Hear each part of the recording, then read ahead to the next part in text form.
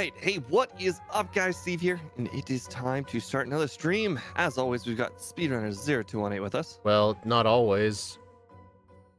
You know, that's just how the intro goes.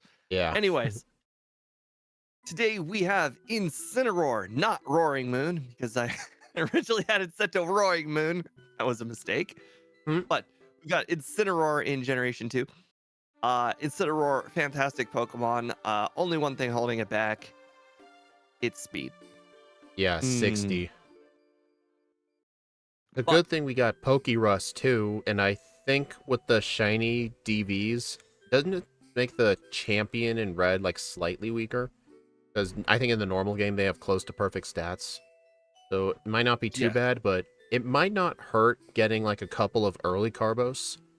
Just because with how Pokerust works, we're going to hit the vitamin cap really quick. yeah, it's difficult to call. We'll probably be able to figure it out very quickly in the second run. Oh yeah. Just going to Now, have this moveset in another monitor. this Pokemon has a really interesting, I don't know if you would call it problem, but it really has too many different types. I am struggling to figure out exactly what like moveset I want to go with. You know what that's called? That's called 4-move syndrome. When you want to have 6 moves, but you can only have 4.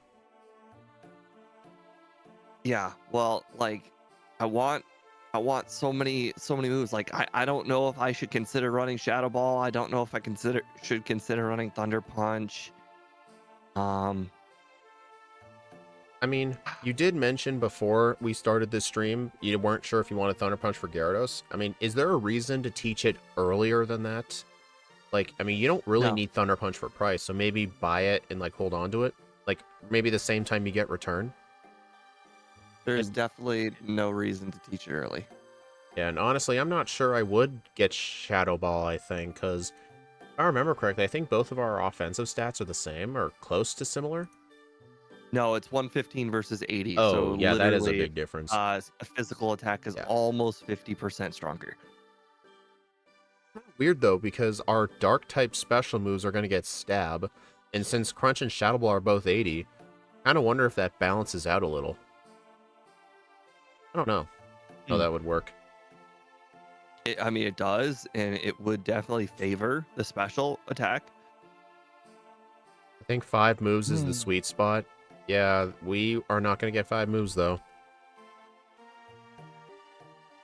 Alright, what Hmm. time will I beat Red at? I mean, I am sort of rusty at Crystal, especially with these backports. The stream was delayed, not just because of Steve mixing up the Pokemon. I mean, that was the reason I'm using. It took me a while to figure out, like, to remember how to make Crystal backports, but shoutouts to Scott for making sure that helped me streamline the process, so it didn't take too long for me to remember. But I did rush the front sprite, so it is going to look a little bad. Alright, I'm I looking at... don't think that's going to be much of an issue. No. I'm looking at the leaderboard, trying to decide an over-under. Cinderace and Blaziken are other fire-type starters we did, and they got around 102 to 103 by their second playthroughs. But I think for this first one, just because I'm a little rusty, I'm thinking 110 for the under. That's adding like 7 minutes. I'm not even setting one up. I literally have no clue at the moment. I'll do 110 to 113. I've also mixed up the chats. I don't know which one's vertical and which one's horizontal. What I did when I still had the two chats is the main chat was always above it, because with my eyesight, I always look up to down. No, I always put them in the same spot. The problem is one of my monitors disconnected, and it moved them both onto one monitor at the exact same size, so I don't know which one's which. Oh, that's funny. Okay, well, I'm gonna go swap over.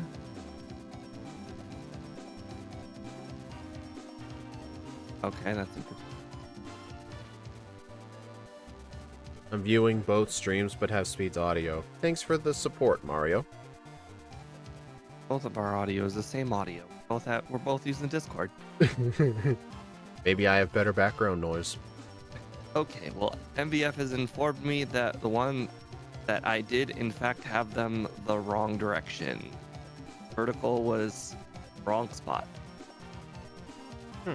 Okay, perfect. All right, so let me know when you're ready. Let me start the vertical stream real quick.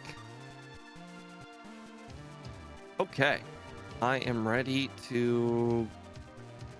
Oh, right, instant. All that's already set. Make sure to set the lucky frame number 5. Yeah. Remember, if you want curse, make sure to set it to 6 p.m. Don't set it to like the 1 a.m. like we used to, because Super Shucky is weird. I actually had a real problem with that with my Smoochum stream. I got to red, and unfortunately, it ended up being Sunday because I didn't need return the whole Smoochum run all the way until red. So I put off picking up return until the very end, and that ended up being an issue because it was then Sunday. But wait, you can get return on Sundays. What? You said it ended up being Sunday, so you couldn't get return. You get return on Sundays. It went from Saturday at 6 p.m., but dude, you get return on Sundays. I could pick up curse because it was still nighttime, but I couldn't pick up return because it was then Sunday. Dude, you're confusing me. You get return on Sundays. You get it on Saturday. No, you don't. Sundays. Monday is what I meant. meant. Okay. It went to Monday. That makes more sense. Today is Saturday. I got it all confused up. You're confusing everything today. All right, you ready to get started? Yep. All right. 3, 2, 1, go. And my nose is so itchy. Oh, okay. Hold on. I got to start over. I'll start over too. My button remapping, not working. So I was manually having to click A. Oh, ready this time? I have to turn the button remapping on and off whenever I do the N64. So, oh yeah, you have to like change controller mapping. Yeah. All right, you ready this time? Yep. All right, 3, 2, 1, go.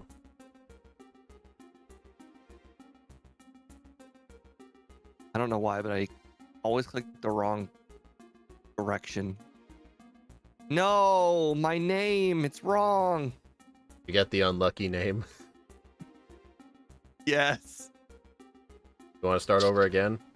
No, it's fine. Middle Pokeball.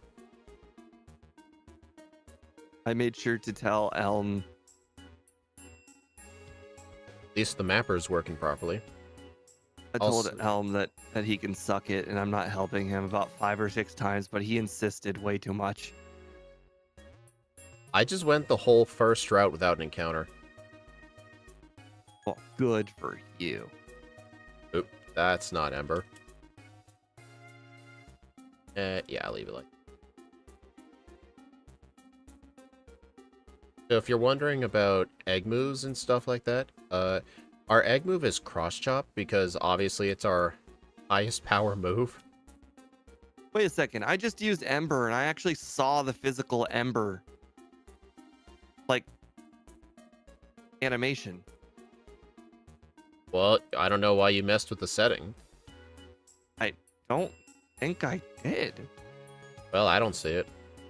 You might have turned it on by mistake. I don't even know where it is in Gen 2.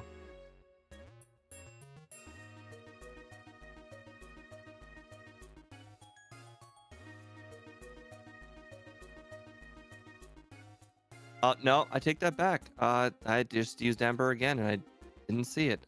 Wow. My eyes are deceiving me. Interesting, my Gen 2 overlay takes quite a while for the Pokemon to fade out. Really weird. All right. Our protagonist is speed. Our antagonist is speed. I think my mapper just crashed. Oh no, it finally caught up. It was like frozen for the last like 30 seconds. Not cool. Tell it to do better. Alright, gotta name the rival Steve, and then in run 2, name it Ike.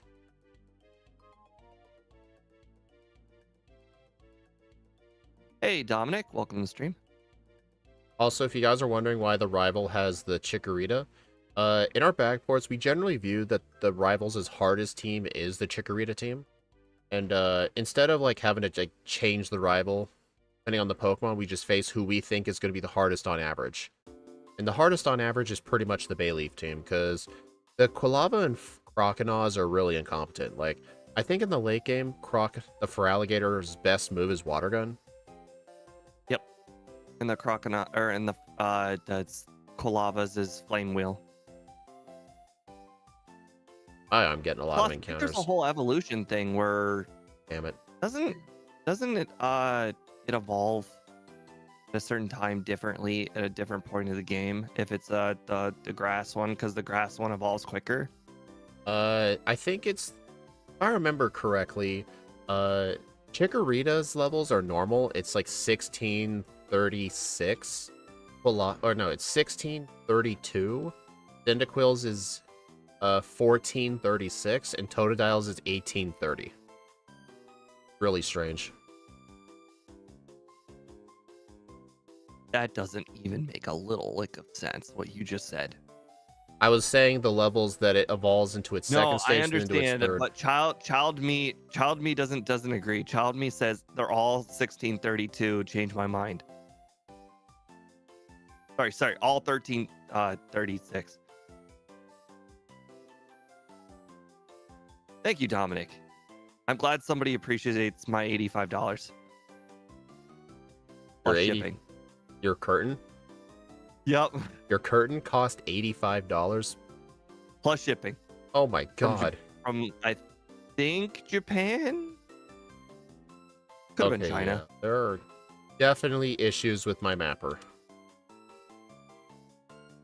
I don't get it. Like, I'm pretty sure I did the crystal backports with Pokebite.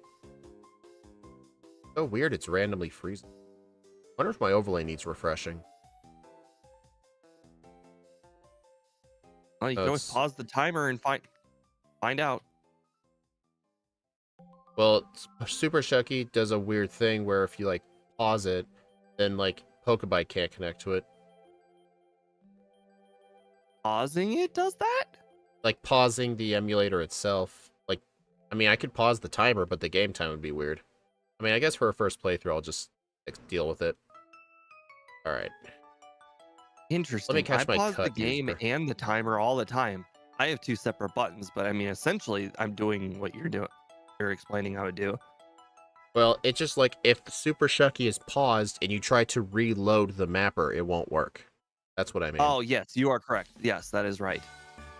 Okay, let me... As long as your real time is not going off, it's not a big deal. Yeah, my real time's paused. Weird, Pokebite's not showing any errors.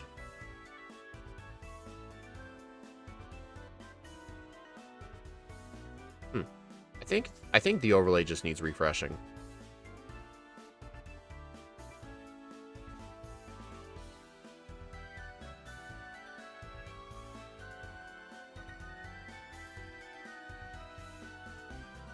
All right, I'm gonna unpause. Did you ever know about the lure ball before I told you? No. I'm assuming you're talking about the one that Kurt gives you? Kurt gives you, yeah. Yeah, I didn't know about it until you mentioned it. It's such a quintessential part of the run because I actually use it for its intended purpose, and I think it's the only ball that really works. It is one of the only Pokeballs that work. Alright, so I won't know if refreshing it fixed it until I get into a trainer battle and test it. Yeah, it was really weird though, because the Pokebite window and the browser thing wasn't showing any error messages.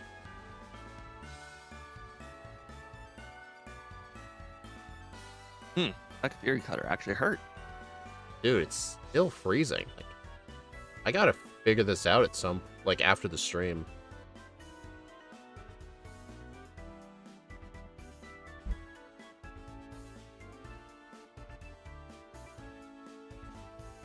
I like how one day of practice has actually just made this feel like riding a bike. Hello, George B. Welcome to the stream. Perfecto. Yeah, I'm looking at the I'm looking at the Pokebite web browser window. Like, all the Pokemon names are updating, but none of the images are ever loading. And the game time's not updating. There's definitely something weird going on.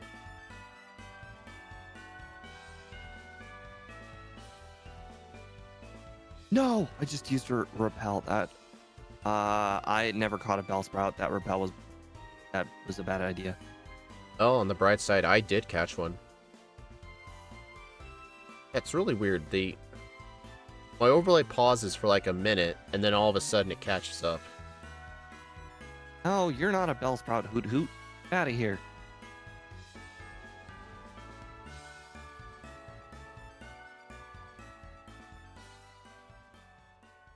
Are you gonna bulk up Ember on Bugsy? Funny. You know, it's Why great. is Oddish's catch rate so hard? Good question. It's a 33. Oh my god. This is grounds for like unbelievable. I think I need I 8 just went through escape all ropes 7 balls. and 7 repels. I might not have enough money anymore. Oh, okay. I got money. Fine. I'm not gonna be able to afford Thunder Punch now, though. Is it 8 escape ropes, 7 repels? Is that what you should buy? Yes, that's what I always buy. I moved Crunch into slot 1, because even if Ember's super effective, Crunch is still better. I used all 7 balls I had on the Oddish, and it didn't get caught. You know if Bellsprout has a better catch rate, or if it's the same as Oddish? I don't know, it's felt easier. Oddish says 33, so it must be the easiest. Oh my god, it's still not going in the ball. It almost makes me feel like maybe the overlay could be wrong, possibly. The only answer. It can't possibly be that unlucky where I missed a 33% 10 times. I'm gonna get Headbutt.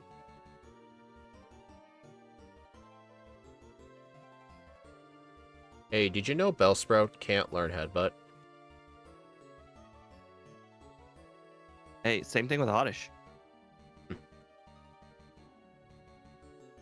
Yeah, not even, like, my moveset's updating. Like, the whole overlay is just completely frozen. I was so far ahead of you, and now you're so far ahead of me thanks to this whole Oddish kerfuffle. I was doing nothing wrong until Oddish decided it did not want to be caught. You know, it's funny, though. I paused my run for a minute, so I'm probably even more ahead than you think. Yep. Oddish.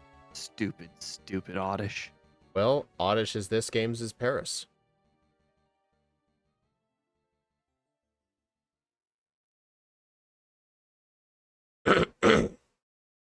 I accidentally went through the bottom section of the underground.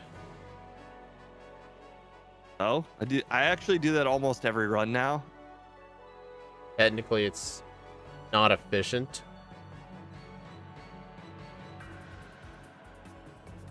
It's okay. I've been getting very familiar with Lickitung guy and the other guy recently.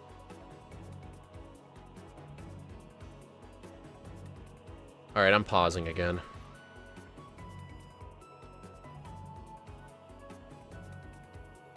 I think I need to completely shut Pokebite down.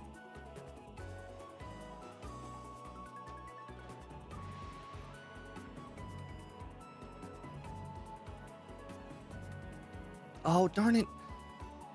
Wow. You know what? Maybe I am just very forgetful and dumb.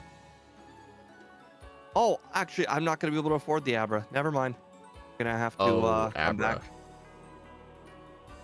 I don't have $2,000.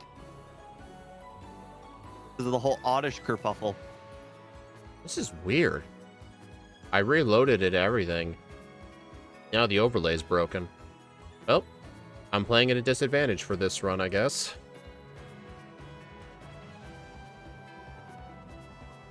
I have no overlay at all. Okay, these are how our forefathers played the game. All right, and resume. Remember the days when we had to play without overlays? Yeah, it stunk. I have them recorded in video form. Oh, right. I don't have the Abra, so I manually have to go back.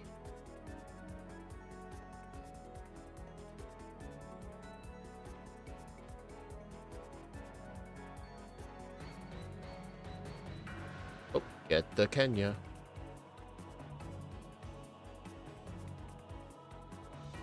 Oh, I forgot the bike. The changing power was the single best addition to the overlay ever. I can't imagine playing without the changing power.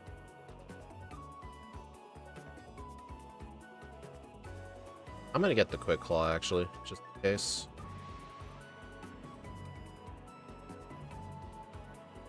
Yeah, seems No unnecessary. overlay equals over 113.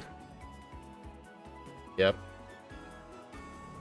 It's okay. I would have voted over anyways. Yeah, it was really weird though. Like it was sort of functioning earlier, but then just started to randomly freeze. I kind of wonder if it has to do with the fact that there's custom stuff in my mapper. I feel like that would break mine though. What? And mine's not broken. Okay, it all of a sudden just worked again. I literally healed at the center, and then my moveset came back. Oh, nice. Probably gonna freeze though in like 5 seconds. Like I've been noticing, it always seems to freeze after a trainer battle. Yep, I knew it.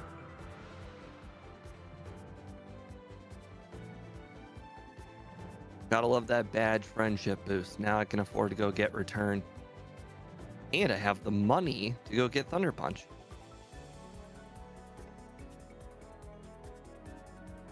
Hey, she naturally missed rollout.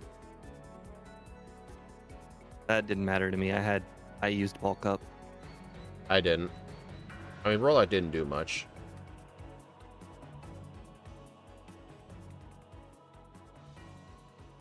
I better go get the bike. For anybody wondering why I didn't buy Fire Punch, I learned it next level.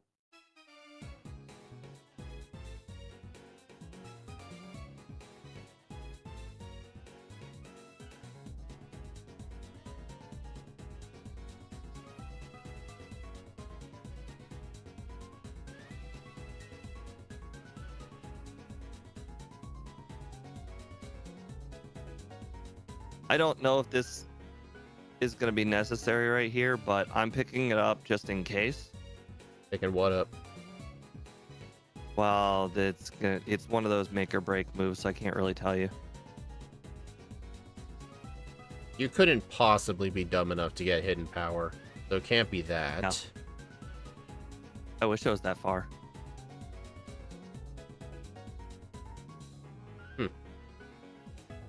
Did you backtrack for Thunder Punch?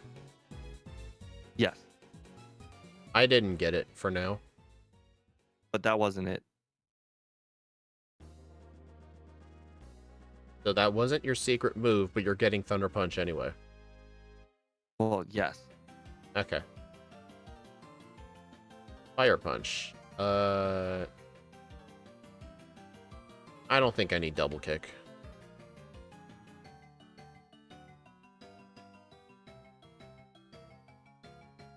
That's funny. Since we get stabbed with Crunch, Crunch is still better than Fire Punch.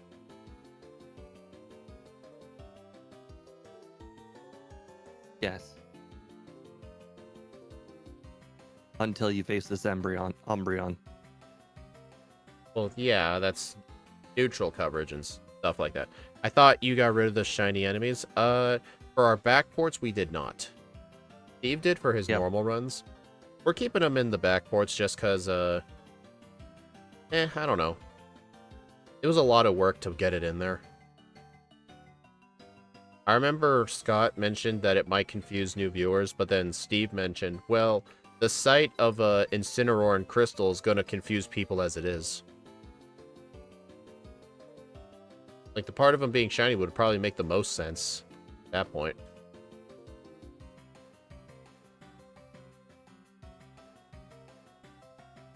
The bulk up synergy with Crunch and Fire Punch.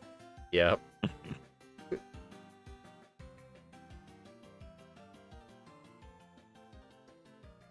My overlay still has that picture of a Snubble on it from I mean, Whitney's I have gym. headbutt, so I do have one move that goes with bulk up.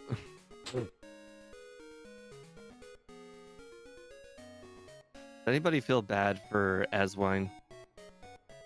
Because he never gets that legendary. Well, no, because he's supposed to be talking to us, after we see them, and we're just like, nope, no, Eswine, I don't know what you're talking about. You saw nothing. I have no idea if I Nobody will outspeed believe you. Gengar. You saw those legendary dogs? No, I didn't, Eswine. I wasn't there. Didn't you see me dig out? Alright, the Gengar did outspeed. But it used Mean Look. Mine might not.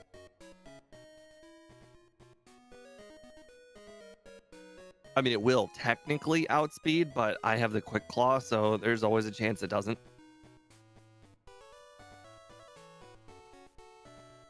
Alright, so... what do I need? Dude, my overlay just randomly works for no reason. I really, really hate how itchy my nose is. Since I was moving a whole bunch of stuff at my brother's house, he's got 3 cats, and there's just cat hair everywhere. And I was laying on the ground all over the place in all sorts of angles, and there's just cat hair everywhere. I approve of skipping the Moo Moo Nugget. I half the time forget where it is, and I don't think nuggets are really useful in this game. Look, every time I wipe my nose, I'm just wiping the hair to the other side of the nose.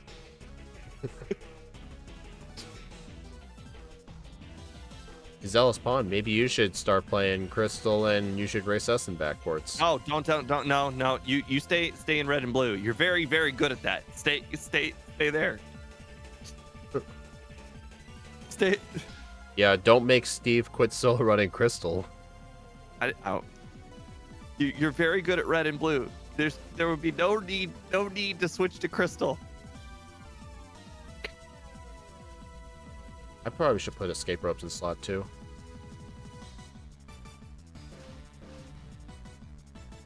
Did you know you can't surf on a rock?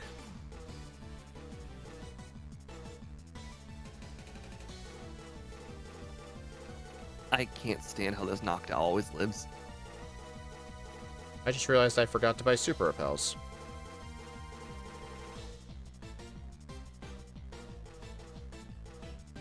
I didn't forget because I never buy them before going to Lighthouse. I always buy them after. Actually, I do it opposite. I always buy them before. Because I always go in the order of old Good Rod House, Pokemart, Strength House, Fishing.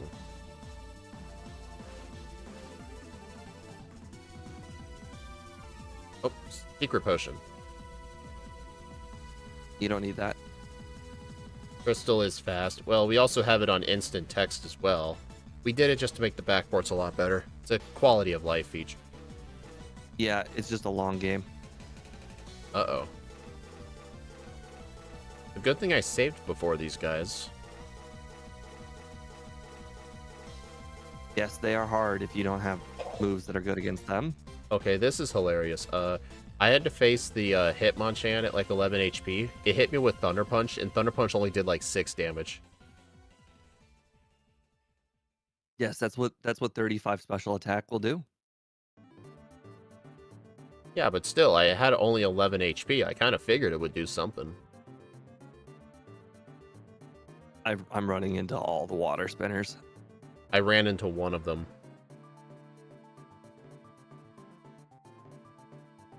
Oh, now I'm poisoned too? Great. Oh my god, I'm running into the next one. I didn't even know the spinner was here. I must be a little bit too low.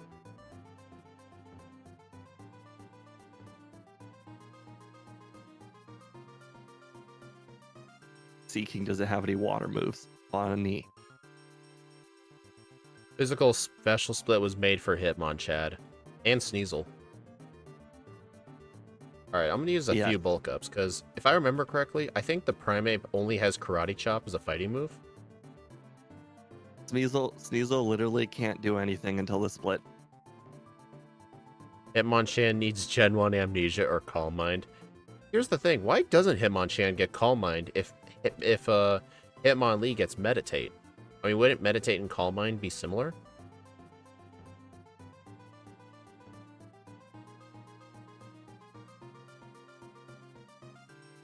Really, I have a point, don't I? Different moves prefer different types of moves, or different games prefer different types of moves. Gen 1 really gears towards special. Doesn't like physical attackers. I mean, I wouldn't know about that, because, you know how many Pokemon get Swords Dance? I mean, where's the TM for Amnesia? Yes. But think about how many Pokemon perform very well in Gen 1 and how many of them are special attackers.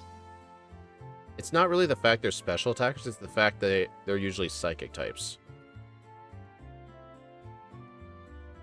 Crap.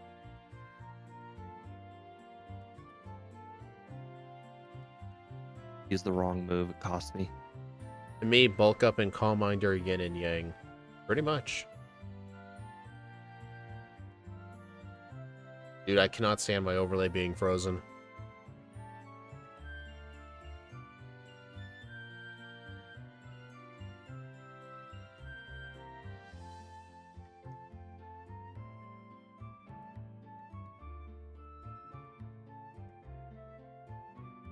Okay. Nope, you're not Kenya. Did you know Oddish can't fly? What? Hasn't he heard of the legend of the flying Krabby? Well, I mean, Oddish has leaves on its head, and you know, like Doduo spins with its head. I mean, that's pretty similar, right? On this Oh my point, can't God. wait for the Intimidate for dropping special. I don't think that even exists, does it?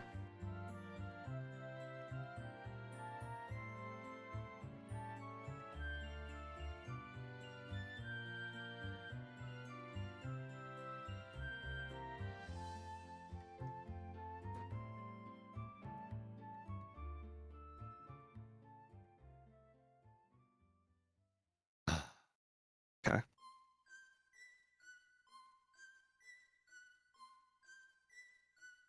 Like, Mew runs Yeah. Swords Dance, Earthquake, Body Slam, and it can run any set. It could, yeah.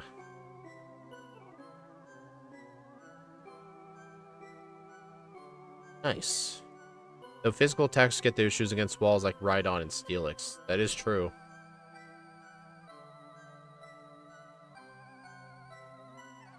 Hey, it's working again.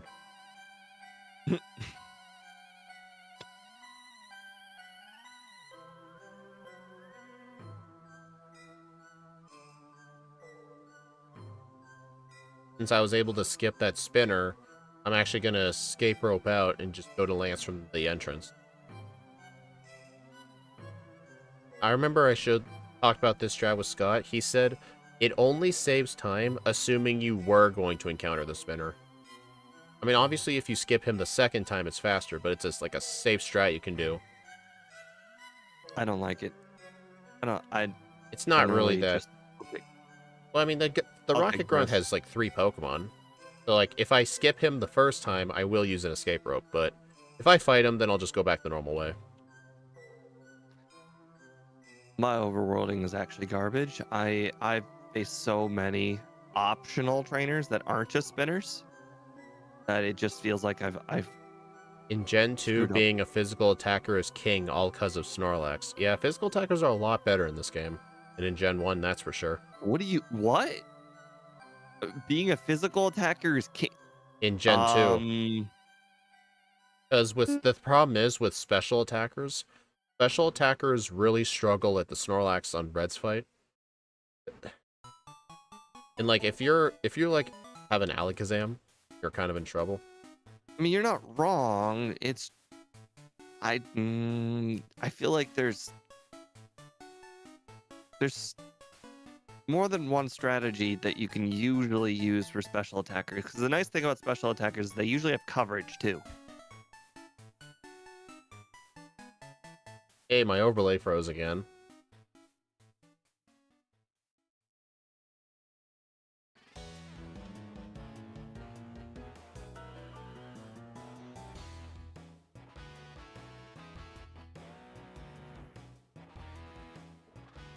But I mean, I won't disagree because a lot of strategies just revolve around spamming return on red. And if you have a high physical attack, that just means you can use less curses. I like abilities, so from Gen 3 up. Glad they made the remake for Crystal. Yeah.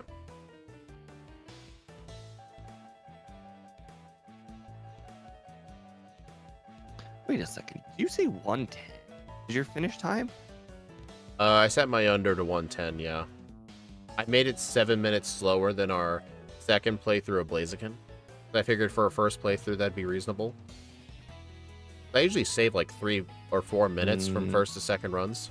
I figured it'd be reasonable. Medium slow is the king of Gen 2. The king of most games.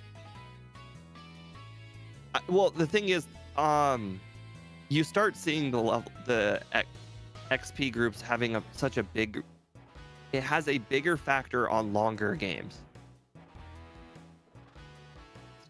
And since Gen 2 is so long, it has a pretty big, it has a bigger outcome at the very end of the game. Whereas Gen 1, you're, oh my god, I can't think and play. I don't know what I'm doing so poorly. I just battled the Jinx trainer in Price's gym. I can't even remember which one that is. It's the one you face if you just go straight. Oh, that person. From the entrance. Jasmine would be a beast if she was the first gym leader. Yeah, there's a reason Game Freak never made the first gym leader like a steel type. No, actually, I think no, it wouldn't be. They did that with Gen 1. And what they would do is if the first gym leader was Jasmine, they would have nerfed Steelix hard like they did with Onyx. Well, I think if Jasmine was the first gym leader, stats make sense. Here's the thing. I think if Jasmine was the first gym leader, her team would be Magnemite, Onyx. I'm saying that Onyx makes absolutely no sense to have that low of a stat, other than the fact that people would be extremely frustrated if Brock had a Pokemon with actually good stats. And that's why Onyx is bad. And you know what?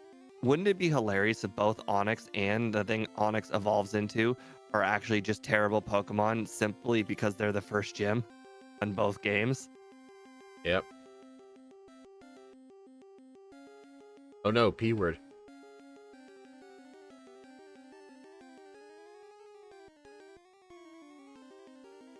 Plus, isn't the third game they also have like the rock gym? That'd be like a trend. I hated how often they made rock the first gym. They did it in Kanto game. They did it in the Hoenn games. They did it in the Sinnoh games. Like, come on.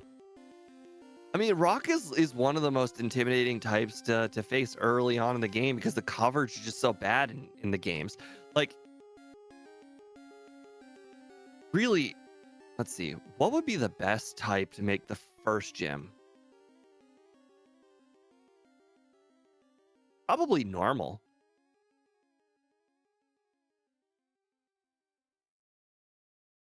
Normal's just the most neutral type, and if your Pokemon don't have good moves, it's probably the best one to go with. I think so. Because that's the problem with Gen 1. At least 50% of the Pokemon probably start with normal moves, so Brock is just really hard for like 50% of the Pokemon. It was literally like the absolute worst choice. Normal type, in my opinion. Yeah, I think so. It's one of the more neutral gyms. Or grass, just because grass is an obscene amount of weaknesses.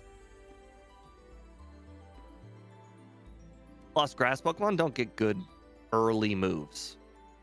Except for Onyx looks Bellsprout, which super gets Sleep Powder. intimidating, good first boss. Yeah, it definitely made us think it was good, and then when we would go to Rock Tunnel, we'd be like, hey, there's an Onyx right there. I want to be just as good as Brock. And then you use it, and you're like, wow, this is garbage. You know what's funny? I saw Scott put up a tweet. It looked like he was doing Onyx in Fire Red, and he took a screenshot of its moveset, and he was like, wait, what? And apparently it showed Onyx knowing Dragon Breath by level up. And then I told him, I actually knew that as a kid. I found that in Victory Road, and I'm like, oh, Dragon Breath. I can use this on Lance. Yeah, I tried to use Onyx on the Lance fight, and you can probably predict how that turned out.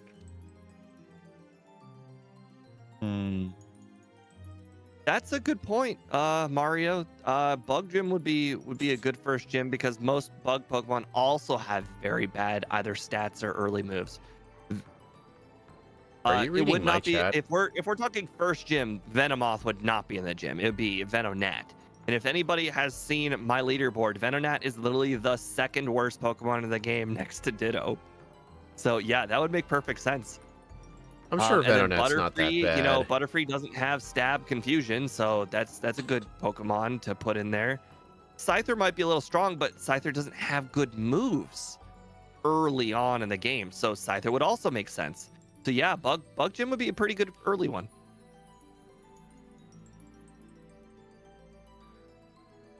You know, I've had to wander through half of the basement while poisoned because I don't have another full heal. So I just kind of had to deal with it. It's unfortunate. Maybe you should pick those up. I thought I did. I just naturally picked them up, so I don't even think about it anymore. Technically, it could be a bad thing if I'm like going for like the fastest time in the world, but just naturally picked them up and just naturally kind of safe. Get return just in case. All right, 41 Thunder Punch. My overlay's frozen. I think I might be able to use 2 Garbosts. You know what would be a really stupid gym to put it first? Dragon. Water. Because half the Pokemon don't learn water moves until later. Mm. It would be like the most stupid water. And imagine if you put like a Psyduck, like a Psyduck Golduck, or like a Goldeen or something, where they just don't learn water moves altogether. Like the Psyduck, the very first water move it learns, I think, is Hydro Pump. Scott's ROM hack is a first bug gym. Well, that makes sense for him. I know why he would do that. Oh, Axu says Ghost would be a horrible first gym. No, Ghost would just break the game. Yeah. I mean, there's a reason Game Freak tries to hold off some types from gym leaders until much later. Like, I can't think of a single game where the Ice gym leader is earlier than the 7th gym. Because Ice early game is very good. It would actually straight up break the game if it was Ghost. Like, think of how many Pokemon can even hit a Ghost by the time you make it to Brock. Like, how many Pokemon you can just catch and then just hit a Ghost. Because, I mean, your Pidgeotos only have Gust, and Gust is normal type in Gen 1. Like, I guess you could catch a Spearow with Peck.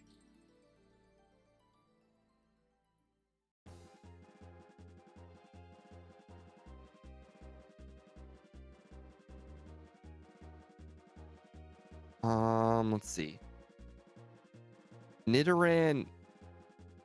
No, Nidoran only gets like Nidoran has Poison Sting. That would be great for hitting ghosts, you know, for double super effective, or sorry, double resisted damage. And remember, if it's Gen 1, if it does too low of damage, it'll say it missed. Yep.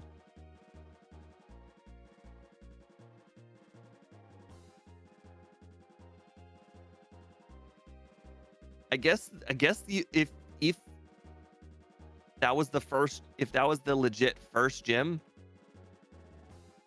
you would have to technically beat Brock with Butterfree. Like, that would be the only option. Or your starter. Butterfree or the starter. Wait a minute. Uh, put a boulder down this hole, then go in this hole? Oh my god, are you not remembering the boulders? I know I pushed the boulder down the... I think I'm supposed to go down the same hole as the boulder. I literally cannot remember. Okay, yeah, you have to go down the same hole. Okay. Well, the solution is different in Heart Gold. Really? It's not just move one boulder and then Yeah, go down the hole? Yeah, in Heart Gold, you have to push 3 of the 4 boulders, then go down the ladder. Yeah, I literally couldn't remember. I can probably attribute some of the mistake making to having to go to the bathroom very badly. This is what happens when you drink 2 large drinks from Wendy's before streaming. Mm-hmm. Have you had to go to the restroom while streaming before? Yes. And can you attest to how bad it is? Yeah, I remember once I saw this Mythbusters episode where I think it was Adam, he did like one of those simple driving exams. He did one normally, and then he did one where he wasn't allowed to pee for like 2 days. And then they made him do the driving test again, and when he was filled with urine, he kept like running over traffic cones, and he just kept getting distracted because they placed a bunch of porta potties right along the road for him to look at, and it kept distracting him. 2 large drinks from Wendy's. I was playing basketball yesterday while having to go to the restroom, and I couldn't hit the broadside of a barn either. Oh god.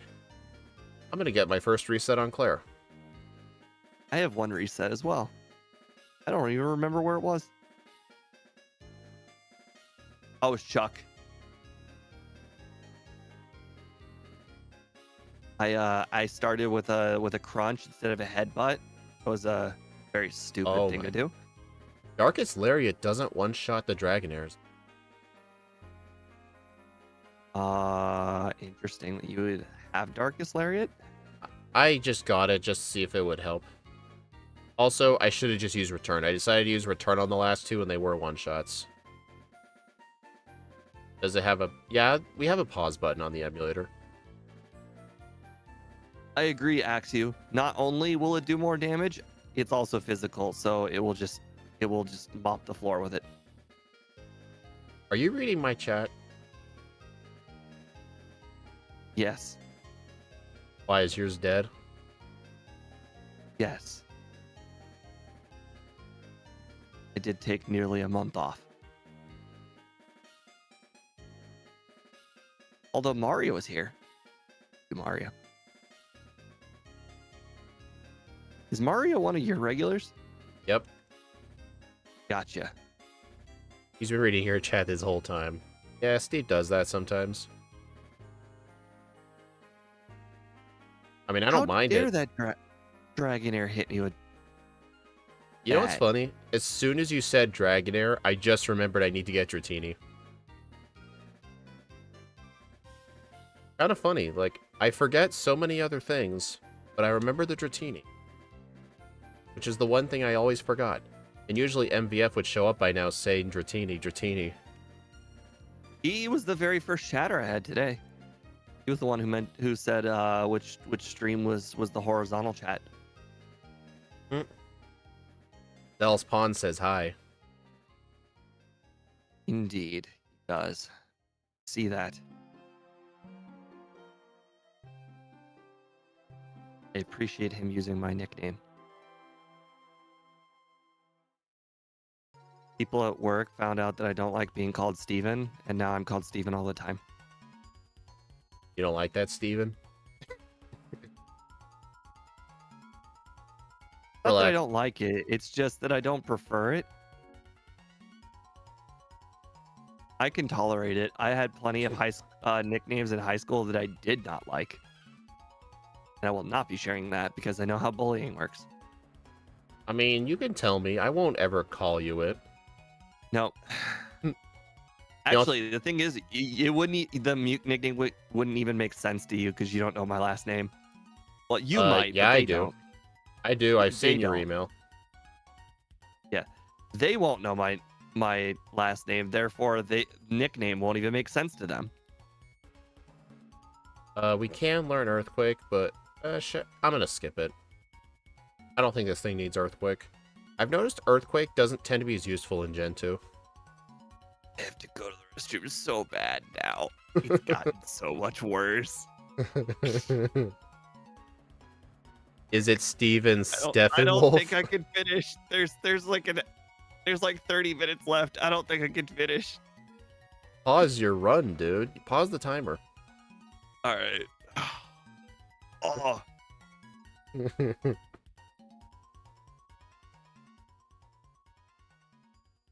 Funny.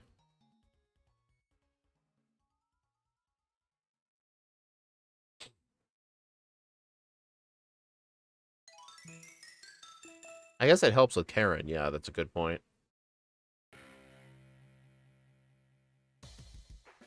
Yeah, actually, this is why... Oh, damn it. I wonder if my overlay is having some sort of memory leak issue or something.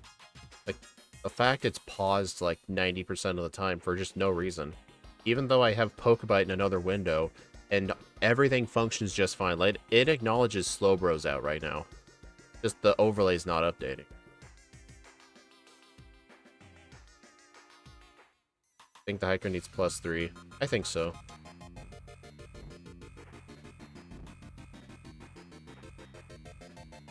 Yeah, I think it is a memory leak. I would probably have to open up this overlay in a browser window and do F12. Because when you do F12, it'll like, if there's like a problem with loading something, it'll tell you. now that I think about it, Mythbusters is one of those shows that would really, really piss you off because I know how much you hate when streaming services doesn't have all the seasons. Yeah. Mythbusters is one of those shows where like Hulu will have like season 17, 3, and like 8, and then Amazon Prime will have like 23, 17, and like 4. And it's one of those most infuriating shows. And the only way to watch all of the seasons is to, I think, have Discovery Plus, which I don't think anybody in the world has ever purchased. I didn't even know that existed. Right. I guess Earthquake would have helped with the Onyx, but then again, what's Onyx gonna do? Over 113 looking like a suspected vote at the moment. Let's see. If I remember correctly, on the instant speed, assuming none of the Kanto leaders give me resets, usually the whole Kanto section's like 15 minutes. Oh. So you're saying it's a bundle. You're saying that it's such a useless service that they had to bundle it in order for anybody to purchase it. I just realized I attempted to fight Karen with only 3 uses of return, so I'm having to like alternate moves. This is what Did you happens when not you're... pick up? Well, this is what happens when your Elixirs? overlay's broken. I had no idea I was low on returns until the battle started. Like, I have them.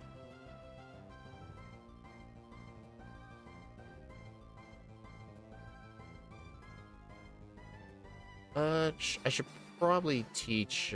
I'm gonna equip Pink Bow, I think.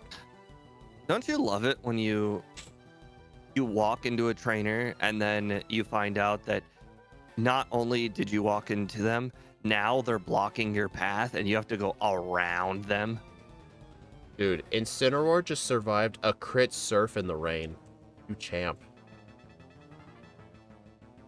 Kind of makes me wonder, like, how much surf will even do, because that was a crit. I think it's, yeah, its special defense is higher than its special attack. Makes sense. It crit me again. A lot of the streaming services are a joke. Oh, absolutely. Gal. Yeah. They had I had Paramount Plus before it was called Paramount Plus. Did anybody know it was called before Paramount Plus? Wasn't it called ABC Now or something? No. Viacom? Discover? No. I don't know. I give up. Anybody in Speed's chat want to know what Paramount Plus was Para before it was Paramount Plus? Hill. Para Hill. No. Sure it ain't Para Hill. Yeah, I think I'm pretty sure about that one. Forget Paramount, we have Para Hill. Give you a hint. It was just like one of those bog standard websites. I don't It was know. a very popular news channel. They added NBC a plus at Plus. the end, and it was not super popular, so they rebranded it to Paramount. NBC Probably Plus. it's close. That's very close. ABC Plus. Crap. Oh, thank God. Boss KO got it. I literally had it when I was talking about it, and then I literally forgot it. When you said ABC Plus, I'm like, wait, that's not it. And then I lost what it was, and then Boss KO was like, yeah, it's CBS. Oh, it's CBS. Okay, that makes more sense. Hey, I found a Psyduck. The reason why I knew this is because I was at the time, this was my first ever year gambling, and I had access, or I had purchased CBS All Access. And then that was the year they rebranded to Paramount Plus. So this was 5 years ago. And they just didn't take me off of the list of like subscribers. Oh, I lost them. Oh my God, I didn't save, did I? Oh, I did save. But anyways, I had like access to Paramount Plus like for 3 years for free. I didn't pay for Paramount Plus, and I had it. And then recently, they took me off of Paramount Plus. They finally realized it. Yeah, they did. You know, I still remembered Rock Tunnel. You know, I feel like I've really screwed up this Bruno battle. I just got saved by a crit. Also, letting you know, +2 return. A +2 bulk up. What? +2 return does not one-shot Aerodactyl. Dominic, I used to be very good at gambling. Now I'm not. My very, very first year gambling. First year, $2,500. Won $2,500. And we're talking, that was over the course of 300 bets. I won $2,500. Yeah, Then, red is the strongest in Heart Gold Soul Silver. Then the next year, I lost $500. And then the next year, I lost $500. Then the next year, I lost another $500. And so on and so on. I'm actually at zero. Last year was my last year. If you're wondering, how can you lose only $500? That's because that's my limit. I give myself a limit. I can only bet $500 every year. I always want justification for Lapras instead of an Espeon with Calm Mind.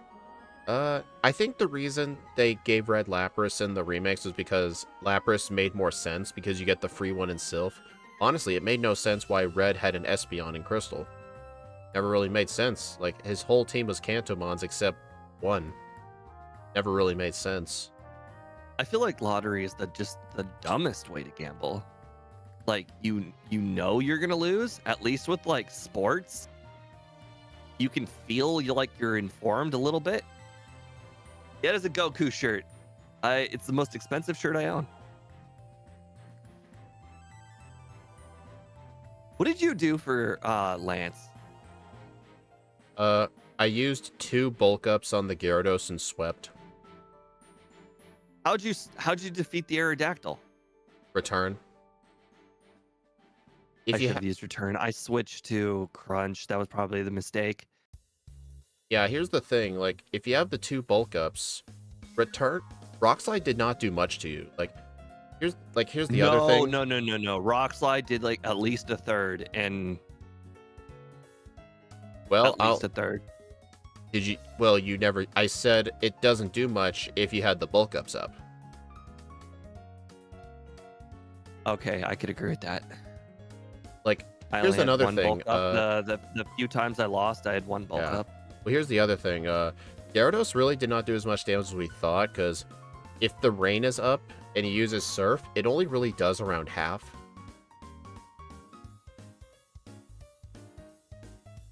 Yep. A little bit less than half. Yep. I guess we underestimated this thing's defensive stats. To be fair, the Adventures manga read as Espeon, is that where they got inspired from? Oh yeah, Gyarados does have 60 special attack, but still, it was in the rain. So now that I'm on the ship, I can probably say if 110 is your over under, you have I have 3 19 attempts minutes. to beat.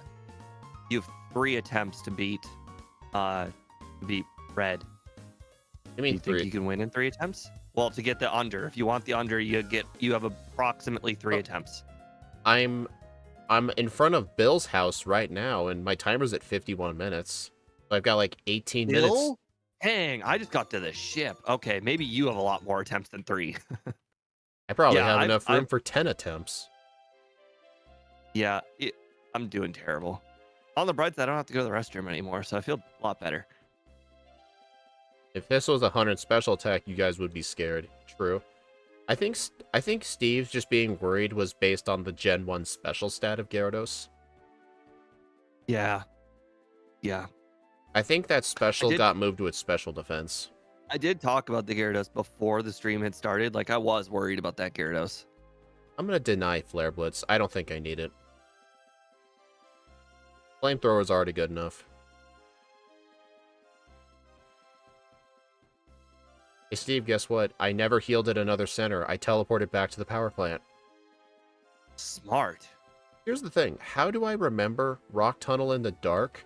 And how do I remember teleporting to the power plant, but I forget how to do Ice Cave? Ice Cave is literally to move 1 boulder. I know. Like, how does this even happen? Actually, it's moving 2 boulders, but only 1 boulder goes in the hole. Yeah. Yeah, what happened was I went down the wrong hole. So, question. When's the last time you actually need Crunch? Is it the last rival battle? The last time I used a Dark-type move? Or is it Karen? Honestly, I'd say Karen. Just because of Gengar. I used it on Sabrina, but not like it was necessary. Because I feel like Crunch can be learned over. I just don't know what I could learn over it. This is the first run. But yeah, I think when I finish this first run, I'm going to try and spend like 5 minutes looking the overlay and see if I can figure out what's causing these problems. Yeah, that makes sense. Hey, KPI. Yes, this is the new place. I decided to forego the green screen. I have the green screen. I just decided that, hey, if I can make my background kind of cool, then it would be better than a green screen.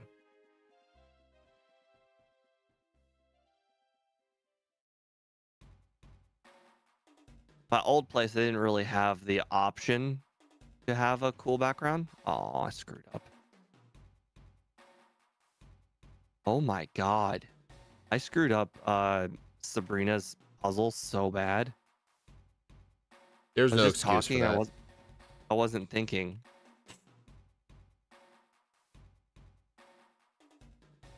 Oh, there is actually one use for Earthquake.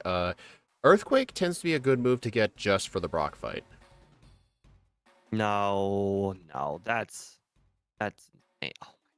No, I remember a couple of different backports where I got Earthquake just for Brock, because otherwise the alternative would be using Return or Headbutt. Crunch will beat Brock, no problem. Oh, why are you laughing? That's true. Nobody tell Steve I used 4 bulk ups and spammed Return. Don't tell him. Yeah, I use special moves, yeah. Brock has no special defense.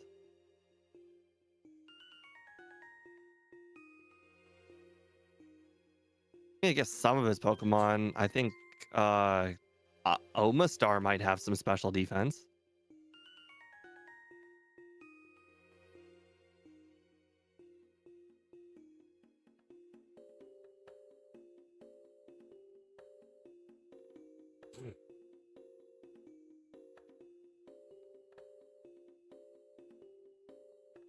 I always mess up to Sabrina's Gym, but then again, I played these games far less frequently than you guys.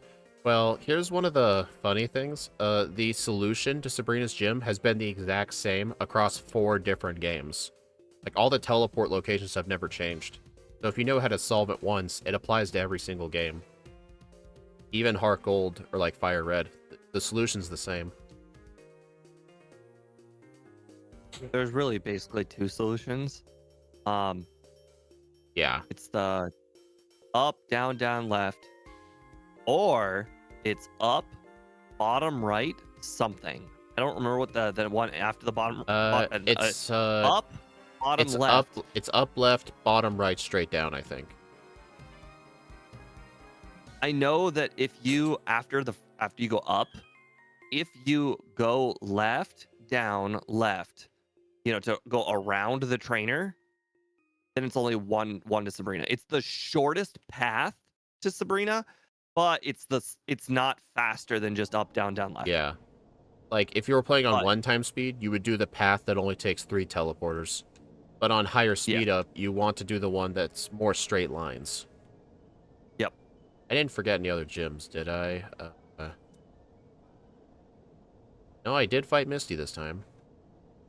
Okay, my overlay refreshed. Right. Yeah, I have those badges.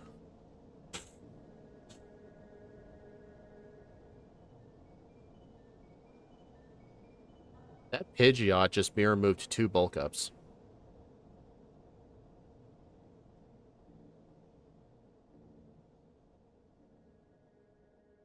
Yeah, you're absolutely destroying me this run. Well, I feel like I played kind of bad, but then again, I only have 2 resets.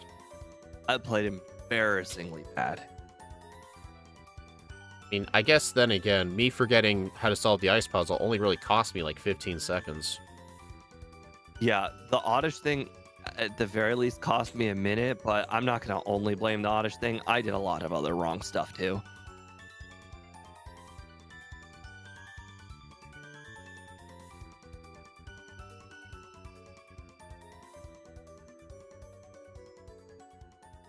Wait, I think I pressed up one too many times. I'm in pewter. That's where you want to be. All the happening stuff's in pewter. They got that museum.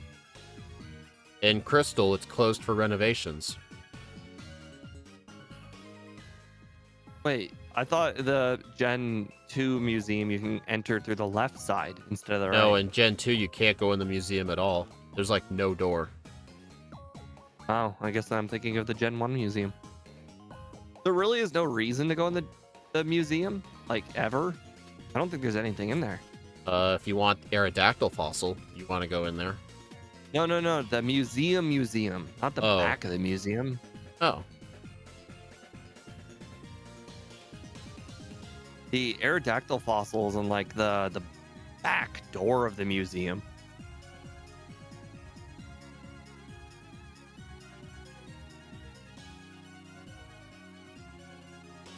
Blastoise.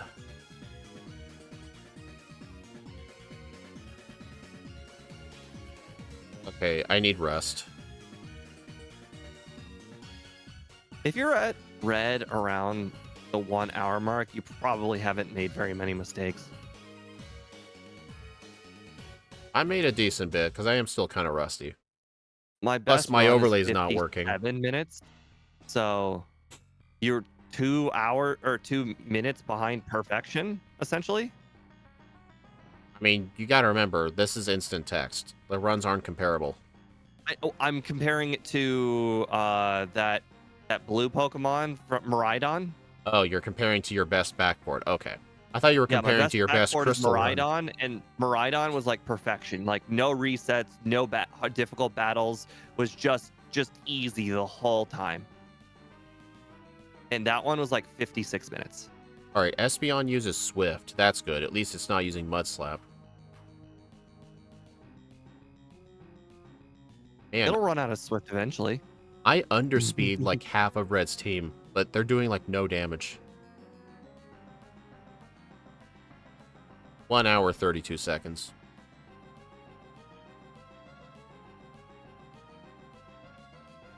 What do you think you're going to get? for your over under next run?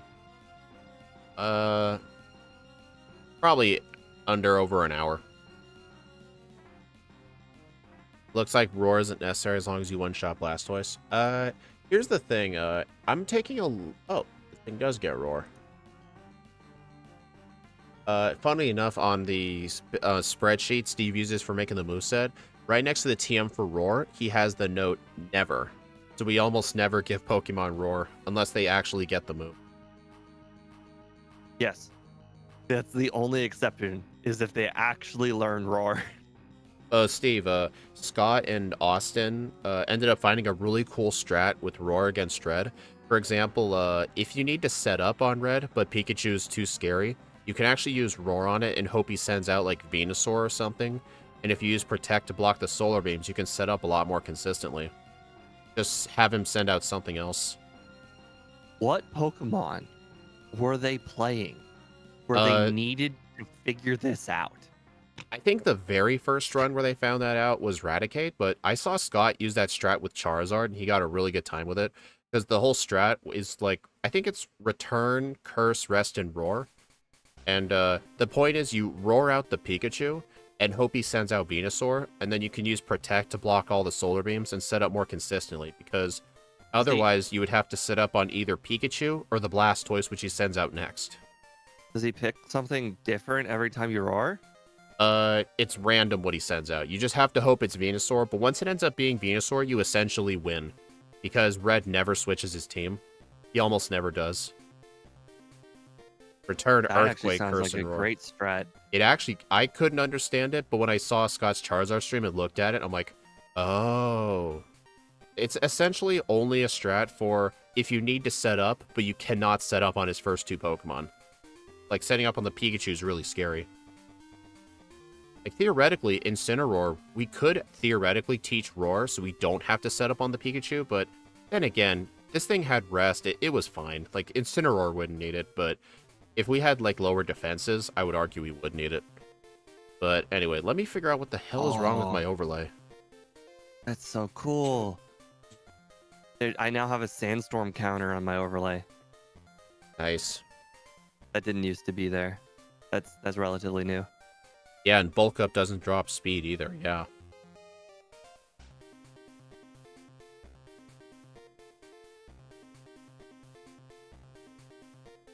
Oh, I just did the Gen 1 thing. I just clicked fly, and then I just flew, because I'm like, it's going to take me to Pallet.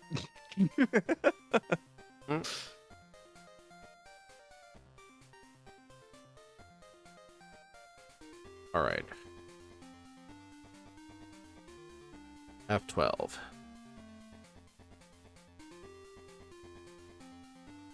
Okay, I'm going to purposely get 1, maybe 2 encounters. Just for a level up.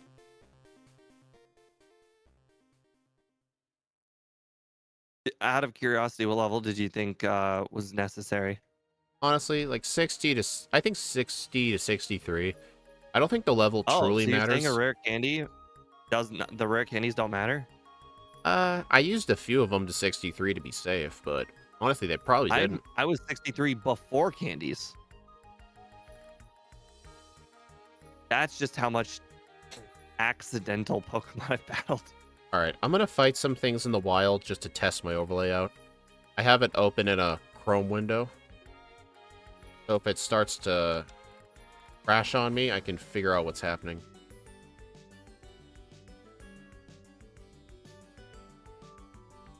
Okay, well, since you said that, I'm gonna go ahead and try without rare candies and see how it goes.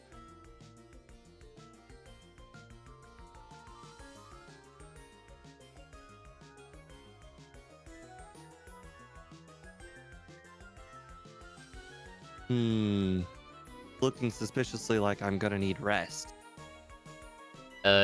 Honestly, yes. If you need to set up on Pikachu, this thing needs rest to stop paralysis.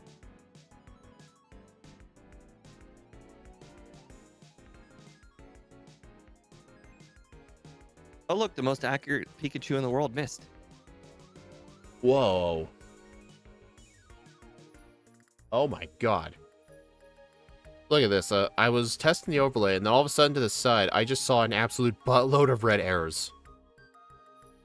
Oh my god, what is all this? Type error. Cannot read properties of undefined reading value. Okay, well, HP. 105.24. Not my best work. I'm actually kind of curious where this sits on the leaderboard compared to previous runs.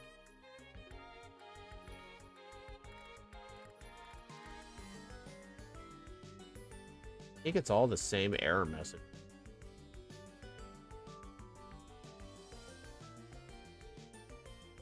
Okay, so 105.34 would put it at 22nd place. Value. Sorry, people in vertical, you can't really see it. Okay, we can crush this time. I know I can crush this time.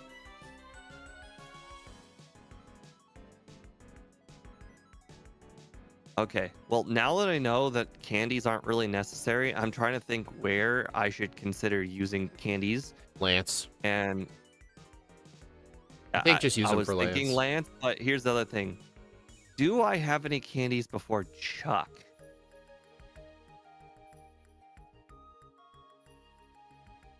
I guess I have the lighthouse candy, but that's about it.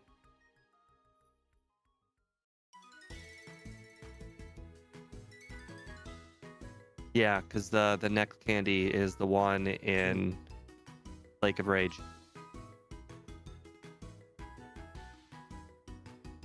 Hey, MVF. I think it's stats.hp.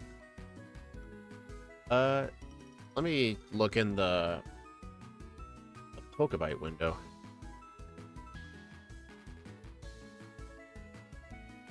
Oh. Am I still on the second thing? Yeah, I am. I had OBS minimized. Alright, so it should be, let's see. Player dot zero stats.hp. Okay, yeah, that was it. I think I copied a lot of this from Gen 1. Okay, what Stats. what resists Shadow Ball? Normal types, dark types, and steel types. Okay. I think my change is probably I'm going to use Shadow Ball instead of Crunch and see how that goes. I mean, what were the fights I used Crunch on? The difference between Shadow Ball and Crunch is that it's going to make Brock slightly harder, but I still think it's going to be one-shot sweep, so I don't think it matters because Crunch was a one-shot sweep. Yeah. But Shadow Ball will be a better option than Crunch for a lot of battles. Okay. I think that might have been the only error. That they made the speed stats for these backports. Yeah, I'm gonna have to take a look at those, Axu. Okay. I think the overlay should be fixed. Let's refresh. Oh, right. I need to reload the mapper. That was weird. It loaded so slow. What the fuck?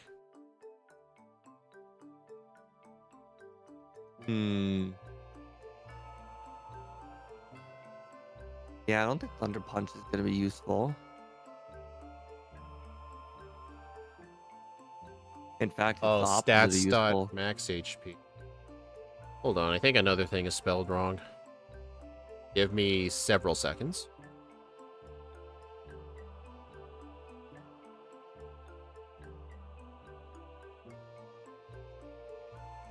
Yeah, that's the only change I'm making. For the most part, I think. I don't think it's max HP. I think it's HP max. HP underscore max. I would never go to Lake of Rage first. Not unless I need to do training. Yeah, pretty much. I remember whenever Scott or Steve would need training for Morty, they would go towards the lighthouse first. I always went towards Lake of Rage because my logic was the trainers are better, but they ended up convincing me that since the trainers that way are mandatory anyway, even if you have to backtrack through even if you have to walk through the route a second time, it's still faster, so I Pretty much go to Lighthouse now.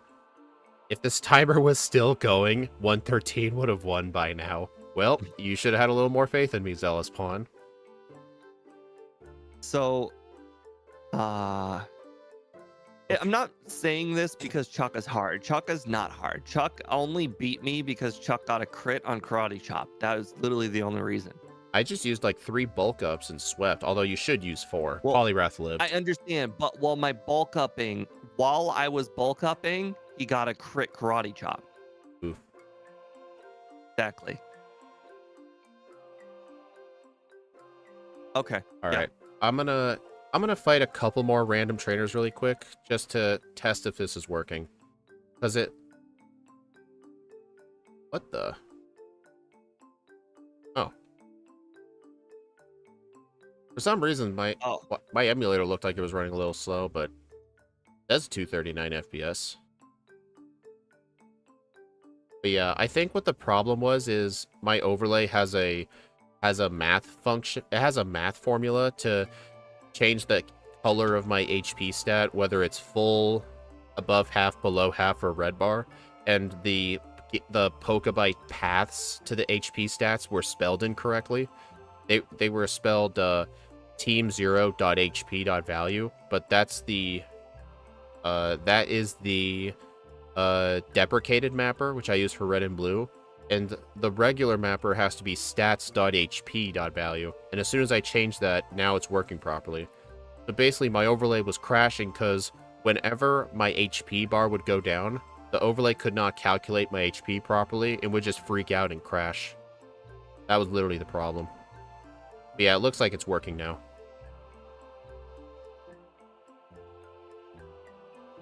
It was team0.hp with the old mapper. I just overworked Otto's XP router to work with the new mapper. I had a lot of these. Yeah. Actually, Steve, since MVF said he made a version of the XP router with the new mapper, would you ever consider looking at it? I don't know. I mean, I almost never use it, but for planning mid-battle level ups, it's really good. I'm not going to make fun of it because you're not actually manipulating anything in the game, so it's fair.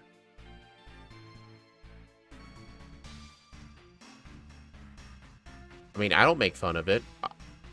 No, I would not make fun of it. It ruins the spirit of the game a little bit, but that's not cheating. I would not consider cheating. The only thing that's cheating is turning off encounters, because that's not Pokemon. You can't just go through the game without encounters. Yeah. I mean, I just don't like the ability to see your damage ranges in real time. Like, I remember MVF said he could put it on your overlay and you turned it down because it wouldn't feel right. Yeah. MVF asked if he wanted to put instead of like the power section, if he wanted to put like, hey, this could do 21 to 28 damage. And it just wasn't. I don't. It's fun.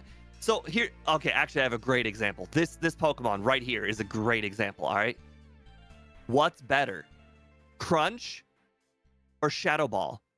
It has a higher physical attack, but it has Stab Crunch. We don't know what's better, but if I had the XP router, I would know for a fact what's better. Yeah. I mean, there are like damage calculators you could use, but they wouldn't really be accurate. Cheating. If you were some sort of math whiz, you could do it all in your head. So it's fair. Yeah. Here's what Zealous says. You can see your ranges, though, and it's exhilarating. It feels so good to overworld without encounters. I mean, it feels good, but that's still cheating. I mean, you could start with a level 100 Pokemon.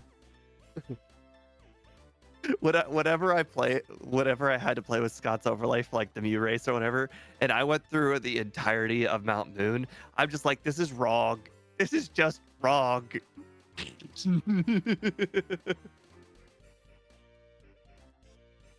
mean, then again, it feels unnatural. This cave has got so many Zubats. Where are the Zubats? I'm talking about dodging the encounters. I don't like the feeling, though, because it kind of turns it from a casual, like, solo run where you go quick, and it makes it feel like a tool-assisted run when there's no encounters. No, it's not a spot. I'm not saying it's a better experience. No, I'm not saying that at all. I'm just saying it's more correct. It's the legit fair. way. It's the Pokemon way. Oh, you know what's funny? Yeah. The official Pokemon company, they released a post around Valentine's Day. They showed a bunch of their cards you could use, and then there was one card with a picture of a Zubat, and it said, "You can't repel my love for you." Uh, Yeah, even they know. It was freaking hilarious. in the future games, are you able to actually buy repels before your first cave? I don't think repels even exist anymore since all the encounters are overworld. Well, by future games, I mean up to those games. I have no idea. All right. I set my new over-under for an hour to an hour 2 minutes. Because I still think that first run was pretty good. I don't know. I felt pretty lucky. I mean, I got 4 resets. One of them was on chop. That was mostly because of a karate chop crit, and the other 3 were. Yeah. One was red, but that wasn't really for any reason in particular. I did not set up the right amount of bulk ups for the whole fight. Yeah. Oh, I'm trying to think of how many rare candies I would need for Lance, because Did I use any rare candies for Lance? I don't think I You did. didn't use any rare candies. You were a lower level than me, so I me think I used accidentally them only walking before into those red. trainers made a difference. Honestly, should I just skip all candies or just get a couple? Like, I I'm think gonna the hit ones. the restroom again. Actually, I don't Yeah, have to go all go the do way, it. but Like, let's see. I might skip Violet. I'll skip Goldenrod. I'll get the one in the lighthouse. I'll get the one in front of Tojo Falls, because that's not as much time to get. And, honestly, I think that's it. I think I'm going to get those 2 candies and use them before Lance. You really don't need candies for red. Gyarados crit you and you still won, so I guess you don't need candies there. Well, here's the insane thing. He crit me with the rain still up. I guess our special defense and HP are just that good. 90 special defense, 95 HP. So, yeah, we're essentially decently bulky. Because our HP and defenses are almost equal. Like, it's sort of like Mew. Like, you know how Mew is 100 HP and 100 defense, and Mew feels extremely tanky? When your HP and defenses are very similar, like, this thing is essentially 5 HP and 10 defense away from Mew. with the rain up, it does about a little bit more than a third. Yeah, well, here's the funny thing. Both times I was facing Lance, he crit me with rain boosted surf, and it only put me in yellow health. But it was funny he crit me twice, which was, yeah. I don't know. I lost against Lance, and I don't know if it's because his rock slide crit me or if I flinched me. I can't remember. But like I lost to Lance multiple times on Aerodactyl. Yeah. Yeah. Final plan for red. I think just return and rest and bulk up's all you really need. I don't really think there's a point in getting Roar to like switch to Venusaur because we're very tanky. Plus, bulk up isn't lowering our speed. Yeah, our 4th move could just be filler, but I know you said you're going to teach Shadow Ball. I think I'm just going to hold on to Crunch, because I really don't think there's going to be much of a difference between the moves. And besides, Dark offensively, in my opinion, is better, because not many things resist Dark. I think it's just Steel and Dark types that resist Dark. Oh yeah, and Fighting. But you have Return for that. Plus, don't quote me on this, but I'm pretty sure Shadow Ball only has 10 PP. It's 15. They have the same. Oh, never mind then. All right, But well, now that I really think about it, Crunch, they're both 80 power moves, and the 50% boost of Crunch make it a 120 power move. I don't think our attack is not 50% stronger than our special attacks. No, actually, it is probably a bad idea. you should overwrite bulk up with Curse so it's fair to the others. Dude, Incineroar being in the game is not fair to the others. We're already slow as dirt. We're only comparing against other backports. We're not comparing to Vanilla Crystal. Well, here's the thing. Like, half of the Pokemon on our Crystal leaderboard needed Curse, because there was a good number of Pokemon that didn't get decent setup moves. Yeah, for the longest time, we were only playing Pokemon that had setup moves because That was boy, Steve's it idea. sucked to use Curse. Yeah, pretty much. All right, you ready to get started? Yeah. But we were playing first form Pokemon, so first form Pokemon, if they didn't have a setup move, oh boy, Yeah. were they bad. You know, okay, I'll get started. 3, hmm 2, 1, go. Did you make sure you picked your lucky frame? Yeah, but I picked the wrong direction for the seconds again, or the time of day. You go up or down? I alternate because I just don't know. I always go up. Yeah, I should be going up.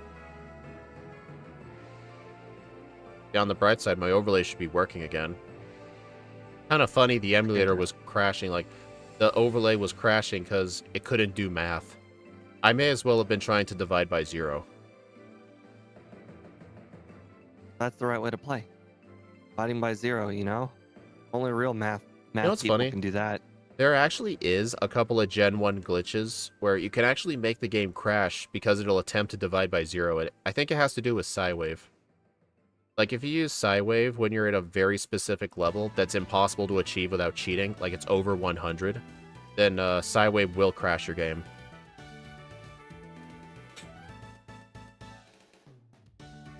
I had to look up at my moveset because I just clicked no to a move and I didn't even know what it was.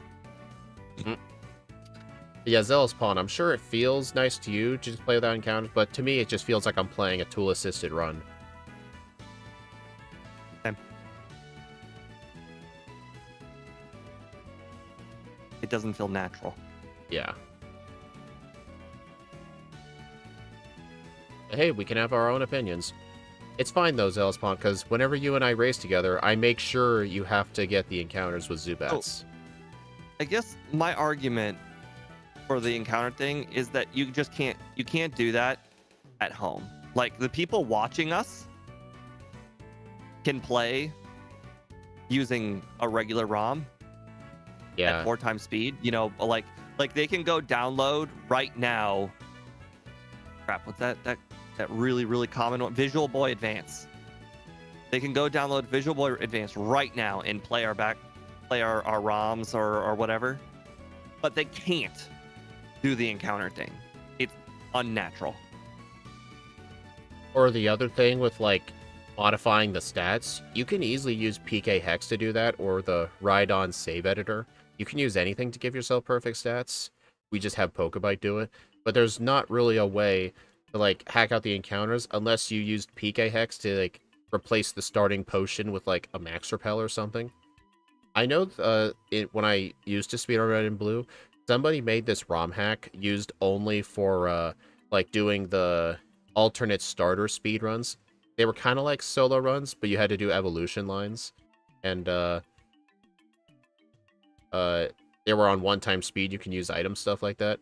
They had their own version of the ROM where you can select the starter, set the DVs, and you always start with 5 repels, which will last you through Mount Moon.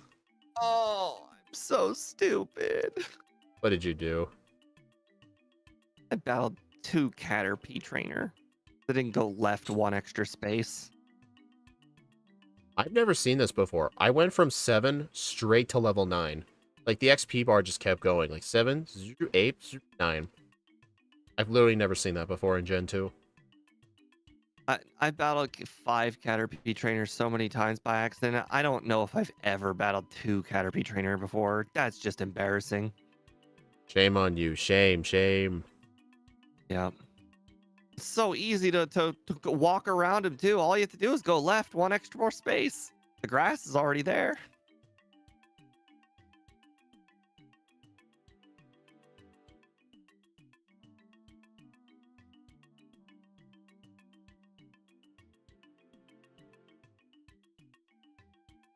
It's good to have a functioning overlay again.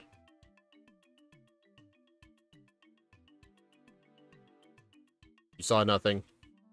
It's nice not to have to go through Bellsprout Tower. I totally did not accidentally deposit the Bellsprout. No, that did not happen. My last run, Smoochum, I had to go through Bellsprout Tower because I needed to train.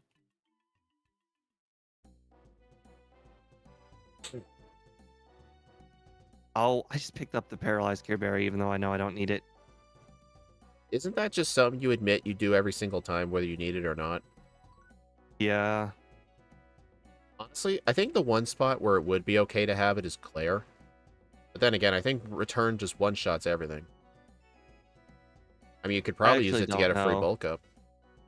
I got a crit on my very first Dragonair, so I don't actually know. I do know return one-shot the other Dragonairs, and I did not have a pink bow. Oh, I did have the pink bow.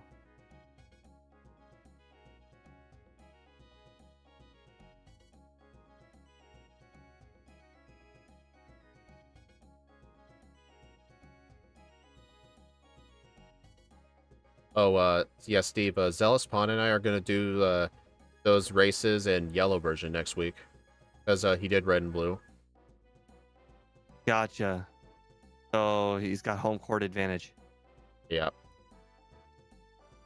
I mean, doing that stream was still kind of awkward because his internet company had an outage, so we couldn't really, like, stream per se. Like, I kind of do it myself with Zealous Pawn speaking through Discord on his phone, and his cell reception must be absolute garbage because he kept sounding like a robot. That happens a lot, but also I just found out that I think cell phones have really, really bad microphones, just in general. No, they do, yeah. I mean, they're cheap. Like, they Like, cheap have you out on ever that gotten stuff. like just in general phone calls? Phone calls suck. Let alone Discord calls. It amazes me that for something that's probably been like the calling feature of the cell phone has been around the longest of all the cell phone features, and it's like the worst. I mean, they spend all of their time and investment on the cameras. Exactly. Nobody's improved the microphone because nobody cares. I kind of wonder if I put in the defense stat wrong or if we're just that bulky, because part of me is kind of suspicious on how little damage we're taking from. Well, our defense and our special defense are both 40 right now, and that doesn't seem accurate because I think our defense was like 100 and our special defense was like 80. I would just have to just quickly peek at the, what you call it. Oh, fire repels. I would just have to peek at the disassembly and see what I put it at. I mean, I'm But pretty I don't sure it's remember what it correct. looked like at the end of the run.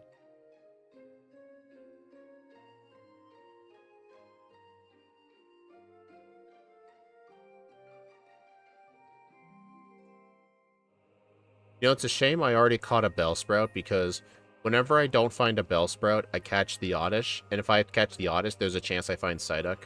But then again, seeing how you had problems catching things, I should be lucky I got Bellsprout. Yep, I didn't get another one. I actually have to not use my repels. Oh, my secret weapon didn't. I never even used it. What was your secret weapon? Dig. Dig is not really the... Isn't Dig in Gen 2, like, only really good for 40 and Magnemites? Dig's not a very good secret weapon if you have a fire move, so Makes sense to me. thank God I caught the Oddish in the fourth Pokeball. I was about to actually rage quit and actually legitimately start over the run if I did not catch that Bellsprout Yeah, within my first 7 balls. yeah. I think for, like, second runs during these races, if you fail the Oddish, just start over. Because otherwise, it just doesn't become fair. What I remember in the past, though, what you would do that I never liked is you would start over first playthroughs if stuff like that happened, even though you know we have second playthroughs. Actually, I'm still gonna defend myself there. I end up using my first playthrough time a lot. It's that if bad luck happens to you 2 runs in a row, then you're screwed. You always get better in your second run. I find a lot of the time my first run is sometimes just as good as my second run. I mean, I don't really care.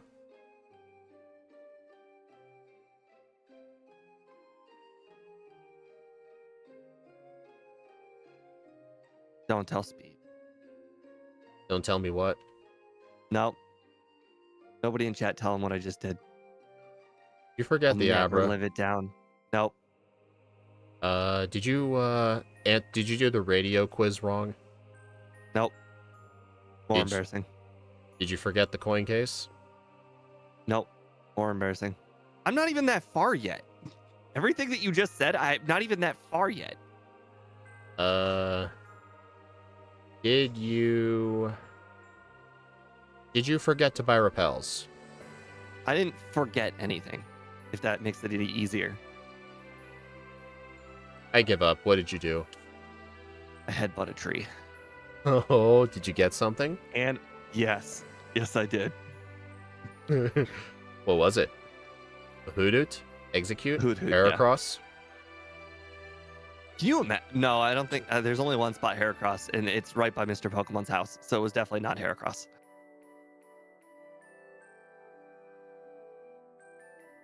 I'm pretty sure the trees to the left of Mr. Pokemon's house is the only place in the whole game you can get Heracross. I heard, though, that it depends on your trainer ID, though. Like, which trees in that town give Heracross. Sort of like... Are you serious? I don't know. It's something I've heard. It's supposed to be like the Munchlax trees in Gen 4. Like, the trees that Munchlax can spawn in depend on your trainer ID. So it's, like, different every time. I didn't even know they had that technology in Gen 2. I don't know. It's Somebody just look it up. what color we're talking about.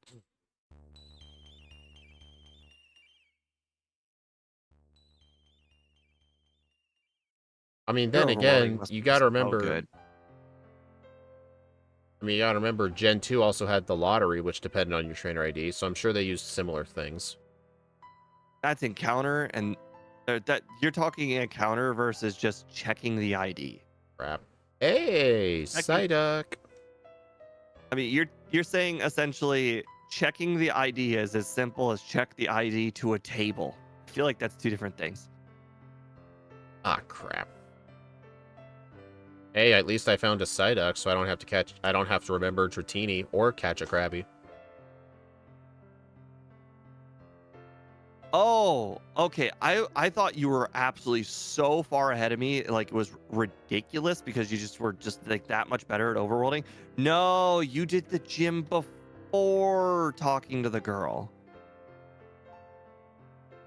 I take that back. No, No, just looked over. I talked to the... You were way ahead of me. My bad. I talked to the I was girl, wrong. then did the gym. Nope, you're right. I looked over again. You walked right past where I thought you didn't. Oh. Nope, just stupid. And I your overworlding must be just way Honestly, better than mine. it might have been all the practice with Gen 1. I'm not even kidding. Like after the Mew race, like you just leveled up. Then again, Zealous Pawn and overworlding still kicks my ass. Yeah, well, so is Ike and Austin. Oh, Ike and Austin's is far better than Zealous Pawn's. Like, I really want to see between Zealous Pawn and Ike the Killer. But there's tiers of players, and I think Zealous Pawn's in the Ike and Austin tier. Like you, me, and Scott, we're all in the B tier. Zealous Pawn and Austin and Ike are all in the A tier. Makes sense. I don't think anybody really belongs in S tier because I don't think anyone could ever get that tier because you would essentially have to be perfect at everything. Who won the Mew race, he got S tier. He's a professional is even a better argument for he's an S tier. Yeah, I'd say so. That doesn't disprove the opinion. That just makes it even more valid. You can't really go higher than being a Pokemon world record holder, or at least you used to be a world record holder.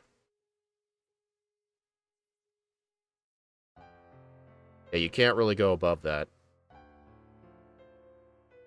But I mean, I don't really consider him like a part of like the group. He only just participated in just the Mew race. I highly doubt he's gonna like do more runs of other things. I think as soon as the Mew race is done, he'll go back to his own things.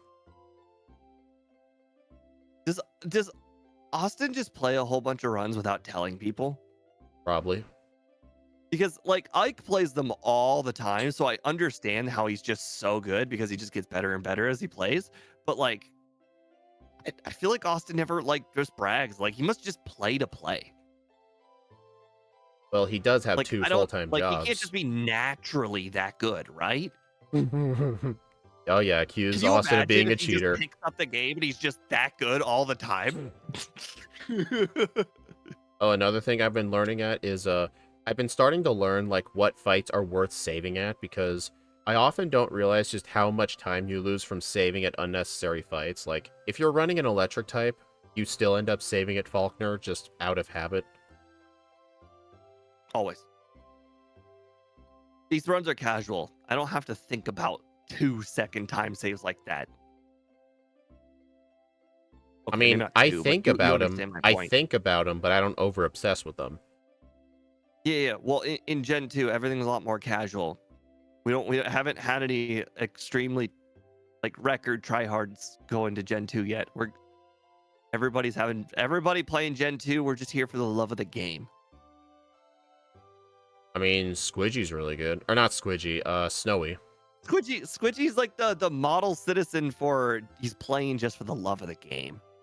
He's good, but I wouldn't call him like Austin, Ike, or Zealous Pawn good. No, I misspoke. I meant Snowy. Oh. Snowy's really But didn't good. Snowy play one run like over and over and over again? So That was it was no, more that of like a Mew that run situation. he treated Kangaskhan like it was the Mew race, but he still plays a ton of others. And actually, on his YouTube channel, he's actually been doing Crystal random run streams. What? How random? I don't know how he decides them. Like his thumbnails have. No. How much random is he going into? It's what I There's meant is different like tiers of random. okay, There's random. the key So item. oh my no. Random starter solo runs. Okay. That's what I just say the word. Oops, I just say the word random. I missed the rare candy. First time I've ever done that. I battled Hop Hip Skip Bloom Girl. I didn't even know she existed. Who the heck Instead is of going Hoploom Skiploom down, girl? instead of going like left of Eckerteak, instead of going like left down, I just went left. She's the girl in the middle. Huh. On the way to Olivine? Yep. Huh. Like if you go out of the Eckerteak's little thing to the Oh, left. the trainer in the grass? No, in the middle. Like you just like if you don't like you just continue holding left. Huh. In the middle. Okay. The middle. I think I know that. I know the location at least. Come on! Why is it 2 runs in a row? I have Pokeball problems. I didn't catch the Krabby. Oh my god, dude. 3 balls. Got out of 3 balls. Even the lure ball? You didn't use headbutt on it? I didn't know if it would survive. I always I'm like level to 40. once just in my first runs, I like to do it once to see if it'll live, and it did barely live. But I just don't like I just do not like YOLOing Krabby. I bought 4 great balls. It didn't go in the ball. All 4. You want 29% chance. Do you want to rage quit? Or are you at the point of no return? We're past the point of no return. Yep.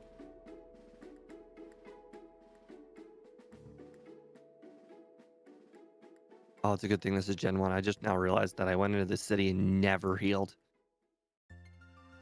Oh, I forgot to save before Chuck. Uh-oh. I meant to save, but I accidentally pressed A. And of course, he crits. Uh-oh. Alright, I need a headbutt flinch. Okay, I have to black it. Wait, I think I did save before... The hardest part about the kill run, everything. the hardest part about not saving is remembering if you didn't save. You Oh, remembered, that's the so worst. you just black out. That's the worst. Not remembering. Recently, I just did a run. Oh, it was Smoochum. It was Smoochum, where I actually had to just pause the timer. No mouse hold? We played mouse hold in red and blue already. You missed it. Yeah, it was really good. Actually, I think Steve and Ike played it. I think that was this time my power went out and I had to skip the stream. No, in Crystal. Oh, we never played it in Crystal. Yeah, we I never. remember you requested it, I think. Might have became a member at that point. We did it in Red and Blue because we weren't doing Crystal at the time.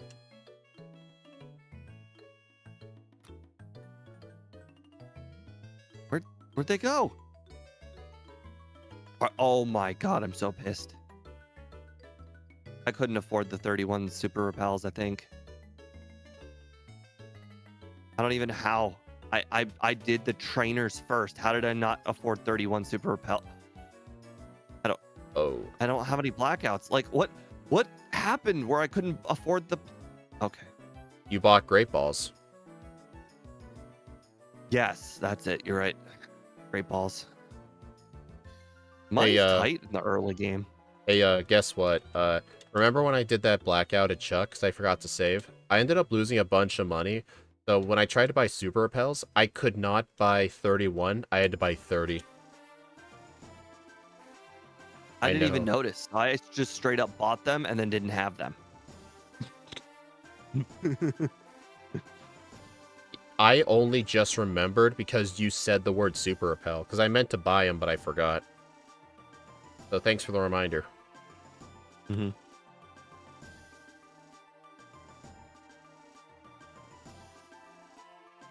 Man, this Pokemon is defensive as hell. Like, I am still really suspicious if I put in the stats correctly. I was actually just thinking the opposite. I just I'm taking so much damage from these Pokemon in the fighting gym.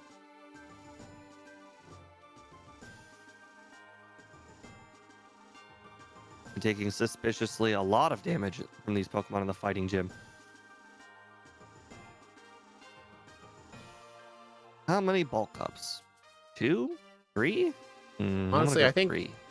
+4 one-shots the Poliwrath.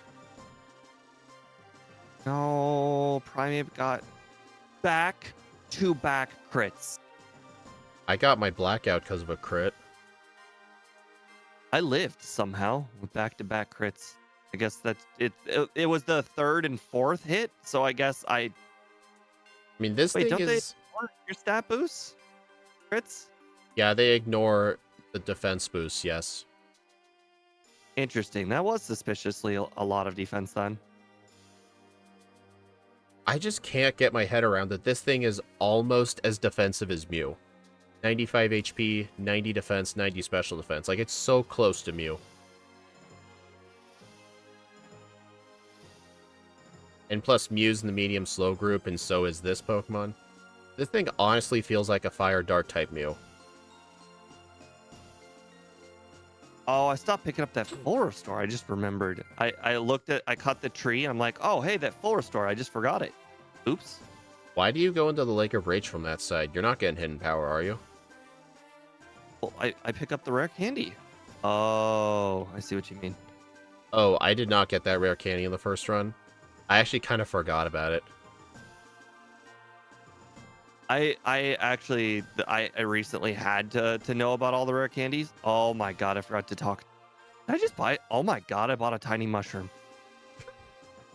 Why are you buying I forgot to talk mushrooms? to Lance. I forgot to talk to Lance, and I went into the house, and the guy's just like, "Hey, do you want to buy something?" Are you trying to buy some magic mushrooms? I guess so.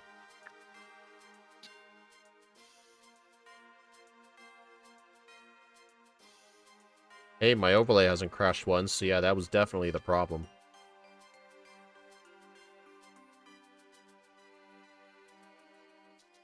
Darkest Lariat. I'm gonna skip that. The extra... Not enough DP. I just wondered if the extra 5 power might be worth it for some, because we don't have a way to boost special attack, but it really was not. It really annoys me whenever we backport a Pokemon with a signature move, and most of the time they never use it. Or like whenever we backport a fairy type with like Moon Blast, and we never use it, because it's a Pokemon with bad special attack. I just find that the move that gets backported is usually just, it's not super effective against a lot of stuff. Yeah. Because the moves that you use almost entirely are based around red. So if the move isn't good against red, it's most likely just not going to get used. Oh yeah, pretty much. The only other exception is if that move needs to be used on something else. Like for instance, like you wouldn't use a fire punch on red, No. but you would use a fire punch for Jasmine. Yeah. But that doesn't apply to Fairy. Fairy's not good against anything. Well, Fairy's good against a couple of types that are scary for some Pokemon. Like, it's good against Fighting, Dark, and Dragon. Like, there's Pokemon that struggle against Karen, Chuck, or Lance. But it's just the Pokemon that we backport that end up needing them, they just don't really need the move. I mean, I know when we did Ralts, we had, like, Draining Kiss on it, but it's not like it was really that useful. Plus, I don't think there's ever been a Pokemon where it's just like for instance, we recently did no, I shouldn't say recently, but we did a Pokemon where both you and Scott are like, you should use Sludge Bomb. It's better, Yeah. And then I'm not used to using Sludge Bomb, but it's like, hey, it's 120 power. It's better than Return. I'm just so used to using Return, but that's just never happened with Fairy yet. Yeah, it's the return bias. I know Yeah, Scott, Return is it just took a so while for good. You Scott have to to get be over it better than too. Return. Honestly, Return is kind of less useful in some of the newer games just because there's a much bigger variety of moves you can get. Like in Crystal, it's really good because most Pokemon don't really get good moves. That's like one of their better moves. Like, I think the games that I play where Return just isn't that good, usually, like, Ruby, Sapphire, and Emerald, Return isn't usually the best move because the champion uses Steel types. I think in Diamond and Pearl and Platinum, Return is basically just like if you have no fourth move. Like if you don't have a fourth move, you may as well just have Return if you need it. I think in the games that don't exist, the first one, I think Return is very overpowered. But then in the sequels of the gen that never exists, it's not as good. It really depends on like the type of trainers that are in the game and how many good moves you can get. Signature moves need to have synergy with the Pokemon to be effective against more types than a few. Yeah, exactly. Like Darkest Lariat, I'm sure is a great move, and it's in Sun and Moon, because I'm pretty sure it's a physical move. It would use its better stat, but like in this game specifically, not really necessary. I just wish there was a better power difference between that and Crunch. Like, I think if Darkest Lariat was like 90 base power at like 10 PP, if it was 90 power, like 80 versus 90, I would consider it. But 5 power is like nothing. Honestly, why can't it just be like... I was gonna say, why can't it be like Thunderbolt, where it's 95-100, but those also have only 15 PP, so that's not really a good comparison.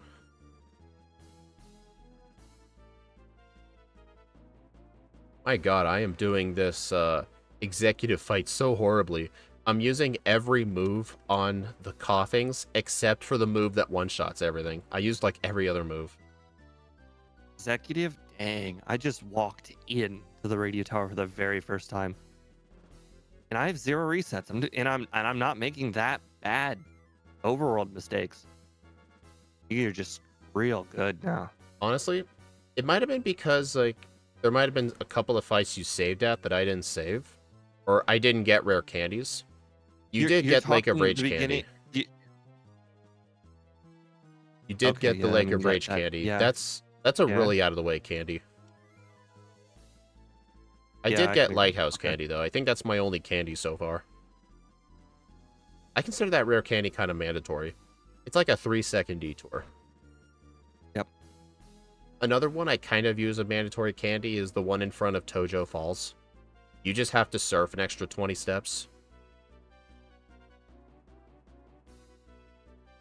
I mean, usually if I need to skip candies, I mean, obviously, you would skip like Mount Mortar or the Whirl Islands Oh, because those are we the had an most out of the argument way. about this, about that Tojo Falls candy. I can't remember the exact argument, but I swear I think I argued that the Tojo candy was equivalent to the Poke Fan candy, like Uh, time wise.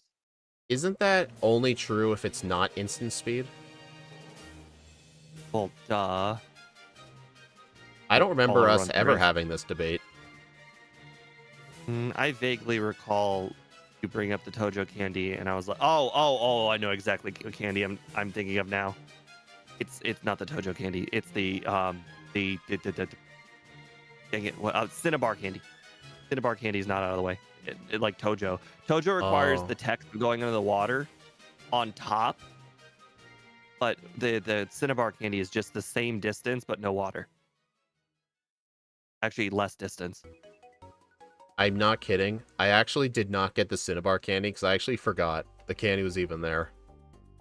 Dang, you were Rusty. But then again, like, all it took was one run. Because right now no on the no no second no. run, What I'm I'm hearing in is full gear. you went total pro mode on the last stream and decided I'm skipping candy after candy after candy. This is how I destroyed Steve. Yeah, and Steve then I remembered go. all these candies and it ruined his time. Yeah, Well, but I feel a still, lot better about my 3 minutes of time lost. Yeah, I probably lost not 3 minutes during candies, but like a decent amount of time. well, all it took was one run, though, because, like, during that first run, my brain and routing was really rusty. I kept making a lot of overworld mistakes. My overlay wasn't working, but then now the second run is happening, I'm all of a sudden playing like I used to. Wait, no, don't get Thunder Punch. Didn't even use it.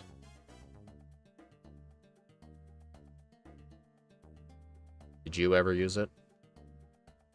No.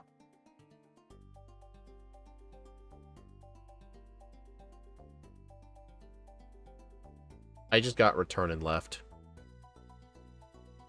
All I right. just taught return. Although that's mostly because I was like, oh, I just did the rival battle without return. How stupid am I? All right, question. Should I equip the Quick Claw or the Pink Bow? I think the Quick Um, Claw. I was gonna say the pink bow because the pink bow might be the difference between one-shotting and not one-shotting Claire.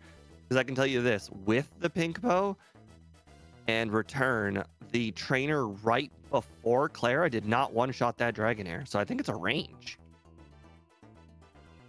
But you also got to remember I did all those extra trainers that you didn't. Well, when I was Oh wait, when I that would be another argument because I was a low. It means I was a higher level and I didn't one-shot the Dragonair. Right.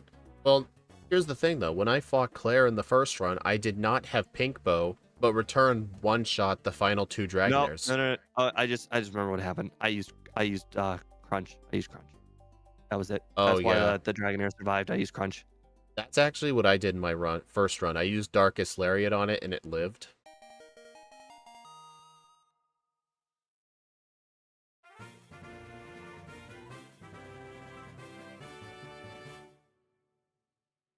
Dang, my memory's bad today.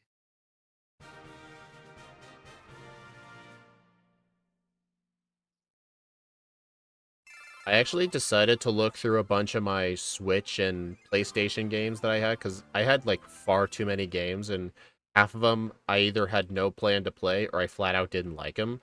So I sorted out games that I would just trade in for store credit at a local hobby shop because I traded stuff in there before. They have pretty good exchange rates. But when I was looking through what games I wanted to keep and play, on my PlayStation, the only games I really wanted to keep were my copy of GTA 5 and Hogwarts Legacy. And then I realized, you know what? I actually never properly played Hogwarts Legacy, so the other day I played it for like 2 hours straight. It's actually a really fun game. I purchased Hogwarts Legacy and I also did not play it very much either. I think it was just because the tutorial at the start was so long. It was like the time I stopped playing it was around the time that they had just taught me how to do the battle. Oh, teach Little the battles. duels. Yeah. I played a little bit past that. I did defense against the Dark Arts class and the Charms class, and then I had to save before I did some other things. I was mainly exploring the castle, trying to find those blue flares, which are kind of like fast teleportations. I don't remember what I did. I spent a lot of time goofing around. In open world games, I spent a lot of time just going and picking up items or just going and discovering locations. I don't know exactly what I did for a lot of the game, but the reason why I bought it was for the Steam Deck. I was like, this is a good game to play at work. And then I just didn't. I just have it on the PlayStation. Technically, I have it on the Switch as well. I originally, I had the version on the Switch, and I gave my brother the PS5 version as a gift, because technically it's his PS5, not mine. But honestly, I just played it on the PlayStation instead, and I'm thinking of just selling the one on Switch, because I don't need it. Oh, I will pay attention to that, Andrew. We'll see if that's true. That's interesting if you're right. Wow, I think you might have been right about the pink bow. Okay, well, I am next level retarded. I still did not purchase the super repels. That game runs on Switch. I mean, they probably had to scale back the, like, resolution and stuff, but yeah, it does. I mean, there's a lot of different games that run on Switch. I mean, remember when I did those Skyrim streams? Those were done on my Switch. But then again, Skyrim's a 14-year-old game, so that's not really a good argument. Zatu Trainer, east of Mahogany, do you surf in the water to avoid him? I usually surf, yes. Because I think that's faster than trying to stop and wait. I've never stopped and waited before. I either gun it like I just now did, or I surf. I usually surf because I think that's faster. That's what I do, yeah. Yeah, honestly, I've thought about maybe like playing more Skyrim, but I haven't been really wanting to play it because I'm not really the fan of the whole dragon combat style, because it's mainly just shooting arrows and like they never even land, and I've never really found any good pleasure in killing a dragon. It just felt like a chore. Like, as soon as I saw the dragon, like, well, guess I gotta go fight it. What about demons? Do you enjoy killing demons? I don't remember if I've ever fought a demon. I fought some, like, cave dwellers. But do you think you would enjoy fighting enemies that are main color scheme are red and black? What game are you trying to suggest? Oblivion Remaster. I've considered looking at it because you've told me that you think it's a lot better than Skyrim. Oh God, is it a lot better than Skyrim? It's a decade newer. Of course, it's better than Skyrim. Technically, Oblivion is not a decade newer. Didn't Oblivion come out in like 2006? Are you really gonna do this angel argument with me? Oblivion came out in like 2006. Like, isn't the Oblivion remaster still the same story? The writing came out in 2006. The game and like how should I put it? The graphics and all of that are essentially all new. Yes, everything as you remember it came out in 2006, but it was all worse in 2006. So was the much worse. So was the Oblivion like story and just mechanics just a lot worse back then, just because it's 2006? They cleaned up the mechanics. Is the best part. It used to be very clunky and relatively mediocre back in the original Oblivion, but they fixed like the glitches and whatnot, and now there's new glitches. Well, I mean, you can't. I mean, we're talking about a Bethesda game. There, of course, are going to be glitches. I mean, I've played Skyrim on my Switch. I looked at my Switch statistics. It said I played Skyrim for like, I believe, like 40 to 50 hours. That's like no time at all. I know. Bro, if your playthrough of like Skyrim or Oblivion isn't at minimum 100 and like 90 plus hours, I don't think you've even really scratched the surface. I did not scratch the surface, no. But I just haven't really had motivation to play it. Agreed. I mean, it makes sense. Like I didn't even like Starfield very much, and I still put like 100 hours in that game. You still not like it? It's not that I don't like it. Like I would play it again. If I was playing with somebody else or something, like if they came out with a co-op mod or something, but I wouldn't go out of my way to play it over either Skyrim or Oblivion. I would play Skyrim before I would play Starfield, but I would play Starfield over a lot of other games.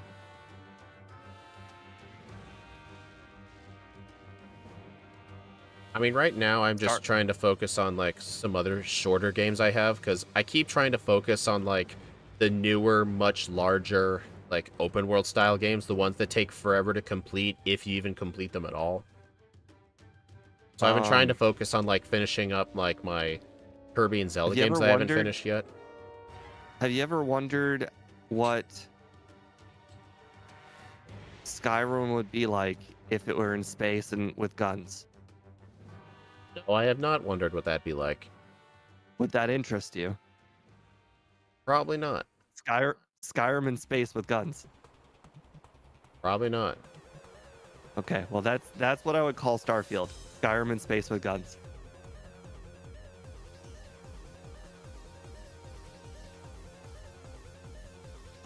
Oh no, I've been sanded. Interesting. You're only 3 trainers ahead of me. Oh wait, no, Karen's 4. Okay, have you ever played Golf Story? It's a charming indie game that uses golf for a lot of fun shenanigans. I've never even heard of that game. I've never played an indie game. Well, okay, I haven't played an indie game for a very, very, very long time. The last indie game that I played ended up being not an indie game later, aka Minecraft. Minecraft was originally an indie game. Pretty sure it was never a AAA game. Okay, actually, I have a good argument why Minecraft was originally an indie game. Minecraft never really. When I bought Minecraft, it was $26. Dang, I remember when it was that price. You do? Yeah, when I first purchased Minecraft, I believe when I first purchased Java Edition, I believe it was when I bought I was at Walmart. I bought one of those like little gift card things that had like a code on it to buy Minecraft Java. I bought it in like 2019, I believe. I think it was like $26.95. It was some weird ending price. But obviously back then, there was a special they had at the time where if you bought Java, you got Bedrock Edition for free. But I mean, obviously nowadays, if you buy Minecraft, you just get both of them automatically. But like back then, you had to buy them separately. I don't have the Bedrock version?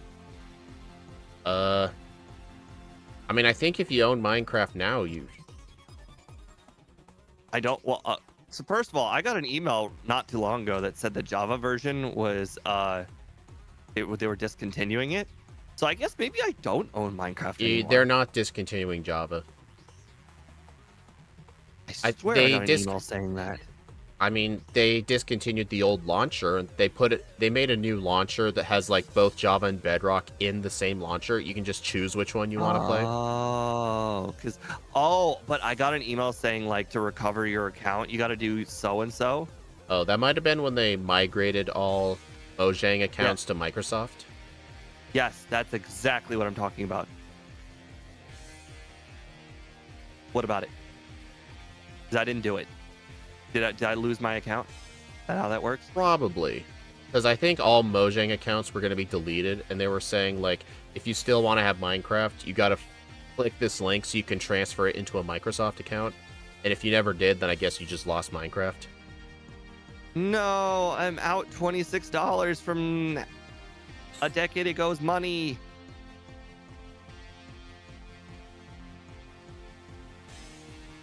The world is ending.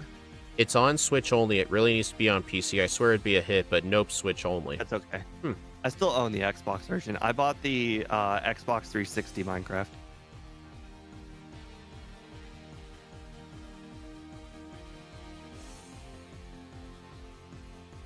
I don't know if that matters or not, but I have the Xbox 360 version of Minecraft.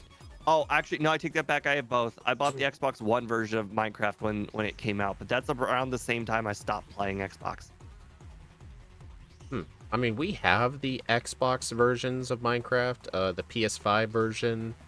I have a copy on the Switch. I bought it for like $10 or something on Facebook, but I never played it. I never played Minecraft on any of those consoles because I cannot stand playing Minecraft with controller. It feels horrible. I actually prefer playing controller. Like, I prefer playing controller so much that I think even when I play on PC, I prefer controller. As the one playing on keyboard right now. Minecraft. I didn't say it was like smart or sensible. It's just I grew up playing it on the Xbox 360 version, and that's just kind of how I grew up playing Minecraft. I can play both. I am very ambidextrous with keyboard and mouse, and it's just I prefer playing on controller, sitting on my bed, laying down, and not with a care in the world. But if I were like, hey, we're playing PvP, or hey, we're playing a super hard map where there's gonna be a lot of mob spawns and it's gonna kill you, then yeah, I would want to play on PC or I'd want to play on keyboard for sure.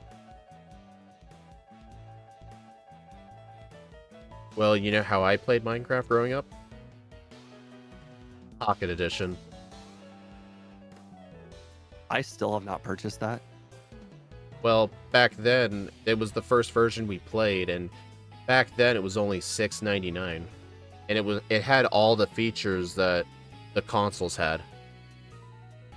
No, it didn't. Well, I maybe pirated not at it on my old iPad 3. Well, it was not even okay, close to the same game. Not the old original Pocket Edition. It was when they changed Pocket Edition to Minecraft Bedrock. Bedrock is... I don't even know when that is.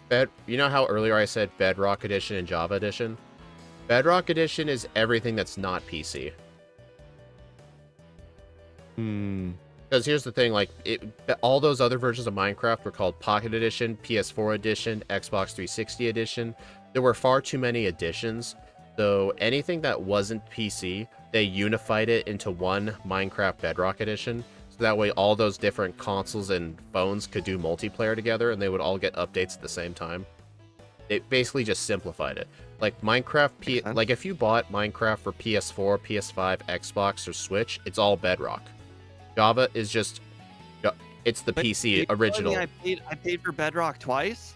I paid for Bedrock on 360 and I paid for Bedrock on Xbox One. You bought two different games. Actually, I think Xbox 360 is different. I think that was actually discontinued. That never got converted to Bedrock. It's only Xbox One and PS4 Plus that did. Oh no! So you're saying I've lost another $20 of Minecraft? Well, do you hear this guy? It sounds like Mojang might be a despised company. They stole $46 from me. How did they steal it? You purchased Xbox 360, which got discontinued. I got the PC version, and you're telling me I just lost $26. Then I got the Xbox 360 version, and you're telling me I lost $20. They're just gone. I don't own them anymore. They don't exist. It still exists. It's just it doesn't get any updates past 1.13. Oh, okay. Okay. Yeah, that's what I meant. It was discontinued. I meant as in it no longer gets updates. Like when they say when you say like how like Windows 7's discontinued, does that mean Windows 7 doesn't work? No, it just means it doesn't get updates. Oh no, jump left girl. No. I had to walk. That's a good question. I had to walk over here because I accidentally healed its cerulean, so I have to go walk. That's a good question. I don't think I've ever played on I don't think I've ever used a Windows version that got discontinued. I used Windows 7 for a really, really long time, but I switched to Windows 8 before it got discontinued. I switched to Windows 10 before it got discontinued. I'm currently using Windows 10, which I think is going to get discontinued soon. So I've never actually played or used Windows while it was discontinued. I don't know what happens. Do you still get access to host features? You can still do anything. It's just they won't provide security updates, so it's more likely you'll get a virus. I disable Windows Defender anyways. It Oh unnecessarily yeah, blocks stuff I don't want it to block. right. Like it'll block you from like downloading like exe files. Or, like I remember with my Well, brother's laptop, I had to like show him how to disable it because he would try to download some sort of program, and the Windows like antivirus thing would detect it and automatically delete it. like we've had this conversation before, but the only way to play Fable 3 is to pirate it on PC. Oh my god. However, if you pirate it, you have to go to your Windows Defender and make sure that your Windows Defender does not block it, because it will block it. Hey Steve, I had to teleport back to the power plant 2 separate times because when I tried to go back, I realized I forgot to get the machine part. So I went back to the gym, and all I did was beat Misty, and then I left without the machine part again. So I had to go to the power What plant is 3 with times. you and the machine part, man? Maybe you need to stop following my advice and getting the machine part on the way to Misty. Maybe you really do need to go back to your old way of getting it, then doing Nugget Bridge. That's what I normally do. I decided to get machine part but after I Nugget Bridge, and I convinced you it was forgot. like an extra 7 steps, I and you're like, yeah, know. that makes perfect sense. I blame you for this. I refuse to It's like believe an Fable. extra 7 steps plus the water. I mean, it's so much work. I refuse to believe Fable 3 can only be played via piracy. Surely it exists on like Steam or Microsoft Store. Console. You can do it on. No, that's the best part. That's the most hilarious part. No, you can't. You can't. You can only pirate it on Fable 3 on Steam. You can still play it on Xbox though. They never discontinue on Xbox. If Well, you you have a could- copy Yeah. on Xbox, they're never gonna take away your Fable 3. But they took away your Fable 3 on console or on PC. You cannot purchase it anymore in the Steam library unless they added it back to the library without me knowing. The only way is piracy. I mean, you could look it up. I'm genuinely curious if they added it back to the library, but I don't think they did. Minecraft edition like for 3DS? Oh, the 3D Minecraft for 3DS was an entirely separate thing. That was discontinued pretty quickly. That never became Bedrock. Yeah, some girl. I know. Crazy, right? The only way. You cannot play Fable 3 on PC without piracy. You literally cannot do it. It does not exist.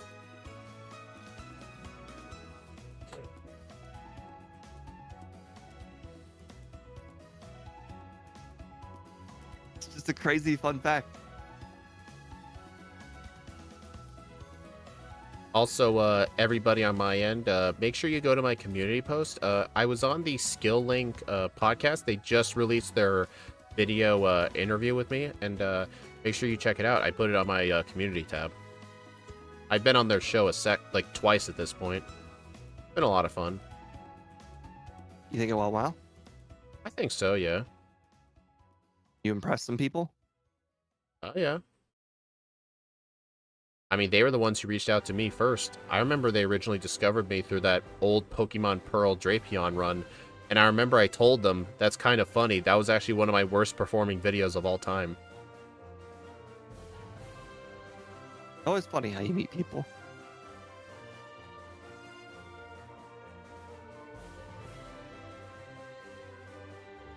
I'm surprised, though, they wanted to interview me, because I looked at their other interviews. They were mostly either with competitive players or people who work on competitive ROM hacks, like Kaizo Emerald or Platinum Redux.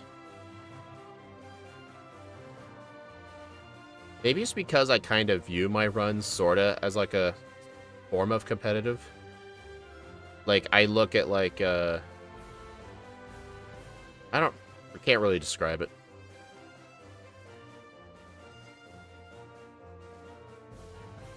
I just basically know what to look for. Like, if you were to give me just Pokemon, like, let's say Fire Red, and you gave me just any random Pokemon you could think of, I'll look at it, and then within 20 minutes, I'll have a game plan. And the run ends up going pretty good, because I'm able, the theory craft runs in my head and be like, its defense is only this much, so Koga's going to be doing a lot of damage. I don't think we should do him early.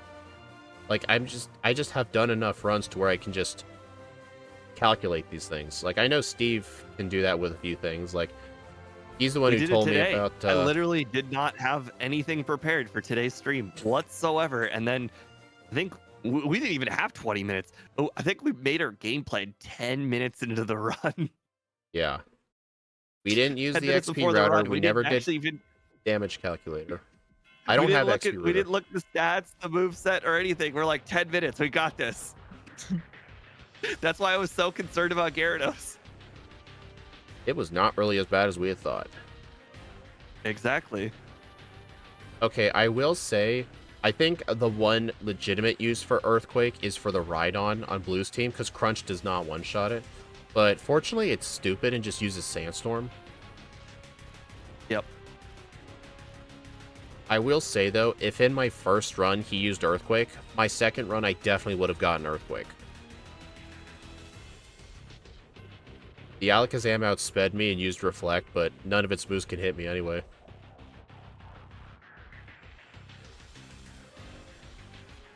I'm not too far behind you. You must have lost a lot of time doing something. I remember I told you I went to the power plant 3 times because I kept forgetting the machine part. Gotcha. I'm walking up to Blue right now. Yeah, you were able to catch up quite a lot because of that major mistake I did. Yeah, but I also had the whole catching problem.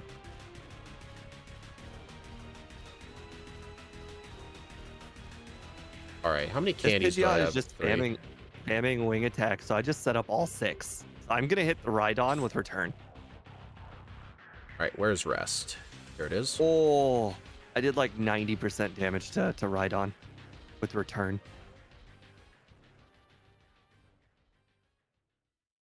Wow, I'm a lot lower level. I must have bumped into a lot of extra trainers.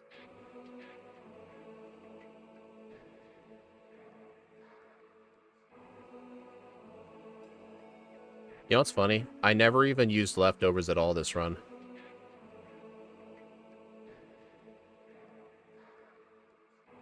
Wow. That was a lucky and unlucky red fight all at once. He missed Charm, missed Thunder, but then his second Thunder crit paralyzed. So you taught over he died. Flamethrower or yes, rest? I did. Okay. I ended up dying. He crit me multiple times.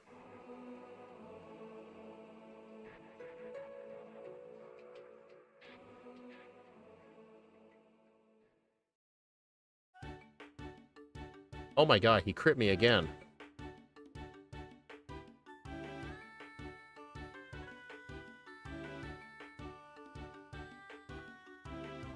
Up, down, left.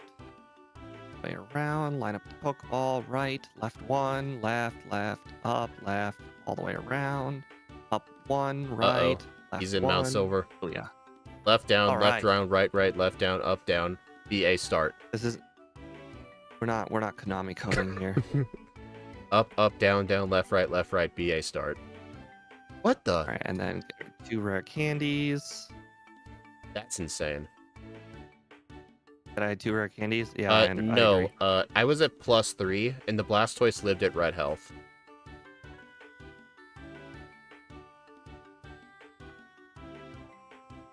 Oh my god. Honestly, it may have been worth actually getting the TM for Roar for this thing. Setting up on this Pikachu is inconsistent as hell.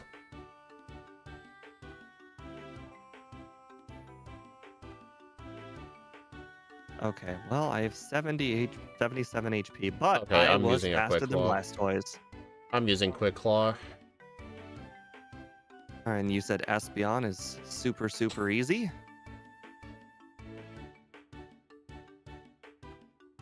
Okay, well, we are going to sub-hour right here. Just got to finish off the last few Pokemon. Okay, oh, yeah, please. really wish I got the TM for Roar. I don't think you need roar. I think a few rare candies was the I'm literal level difference. Just a 65. few. I'm 66. 59.39.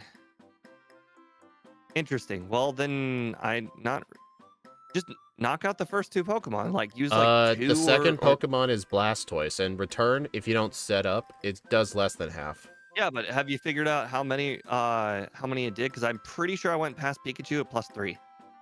I went past Pikachu at +3, but the problem is, +3, the Blastoise still lived for some reason. Maybe I was a higher level in the Interesting. last run. Well, I'm Or about to did you beat him actually now. use the rare candies and forgot you used them? No, I did use 3 rare candies. From 62 to 65. But you said you finished the last one at 63. That's not what did I say that? You definitely said that. Oh, That's why I did it at 63 with no candies. maybe I just got extremely unlucky in this run. So I just want you to know that you beat your first time. How do you feel about that? I beat it by 6 seconds. I hate that so much.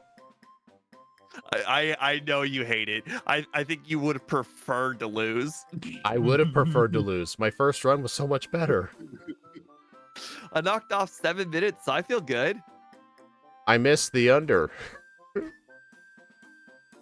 by like All 25 right. seconds. But yeah, honestly, I'm still correct when I say that setting up on Pikachu is still inconsistent.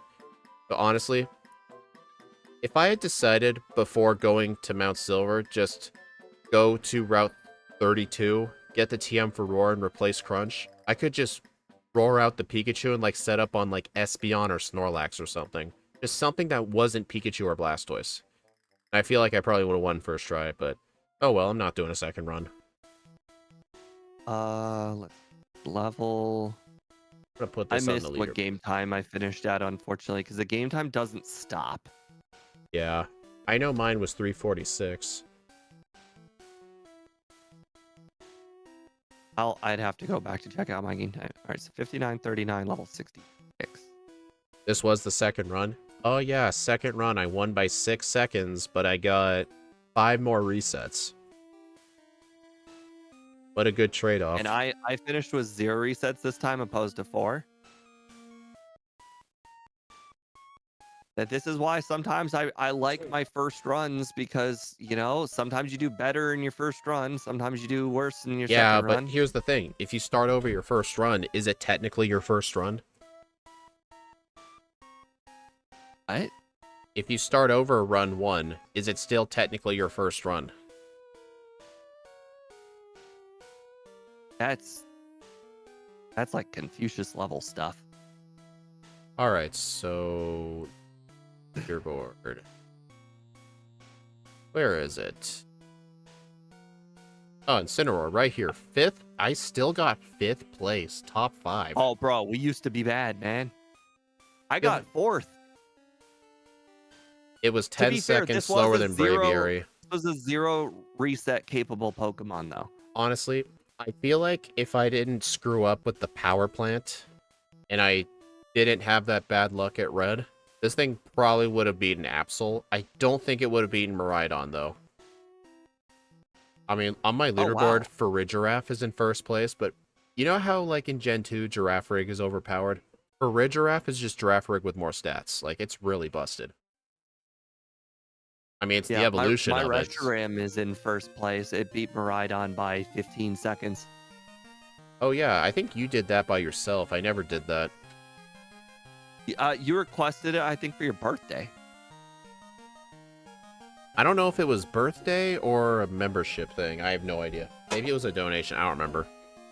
Better playing with a crashed overlay. Yeah, my first run was better and my overlay didn't even work. It means you weren't overthinking, you know? Oh my You were god. thinking too much previous run. Funny stuff. Alright, I'm gonna mute. Alright, everyone. Thank you all for stopping by. I do appreciate it. It was nice doing these crystal backports again. And it's going to be crystal for the foreseeable future because I'm kind of tired of the red and blue backports because they've all kind of played the same. But, yeah, next week, we'll be doing Crystal with Roaring Moon, and Ike the Killer will be joining us. Ike the Killer is going to be joining us every Saturday for Crystal. He's actually been doing Crystal practice. Yeah, at least the overlay is working again. But anyway, I will see you all later.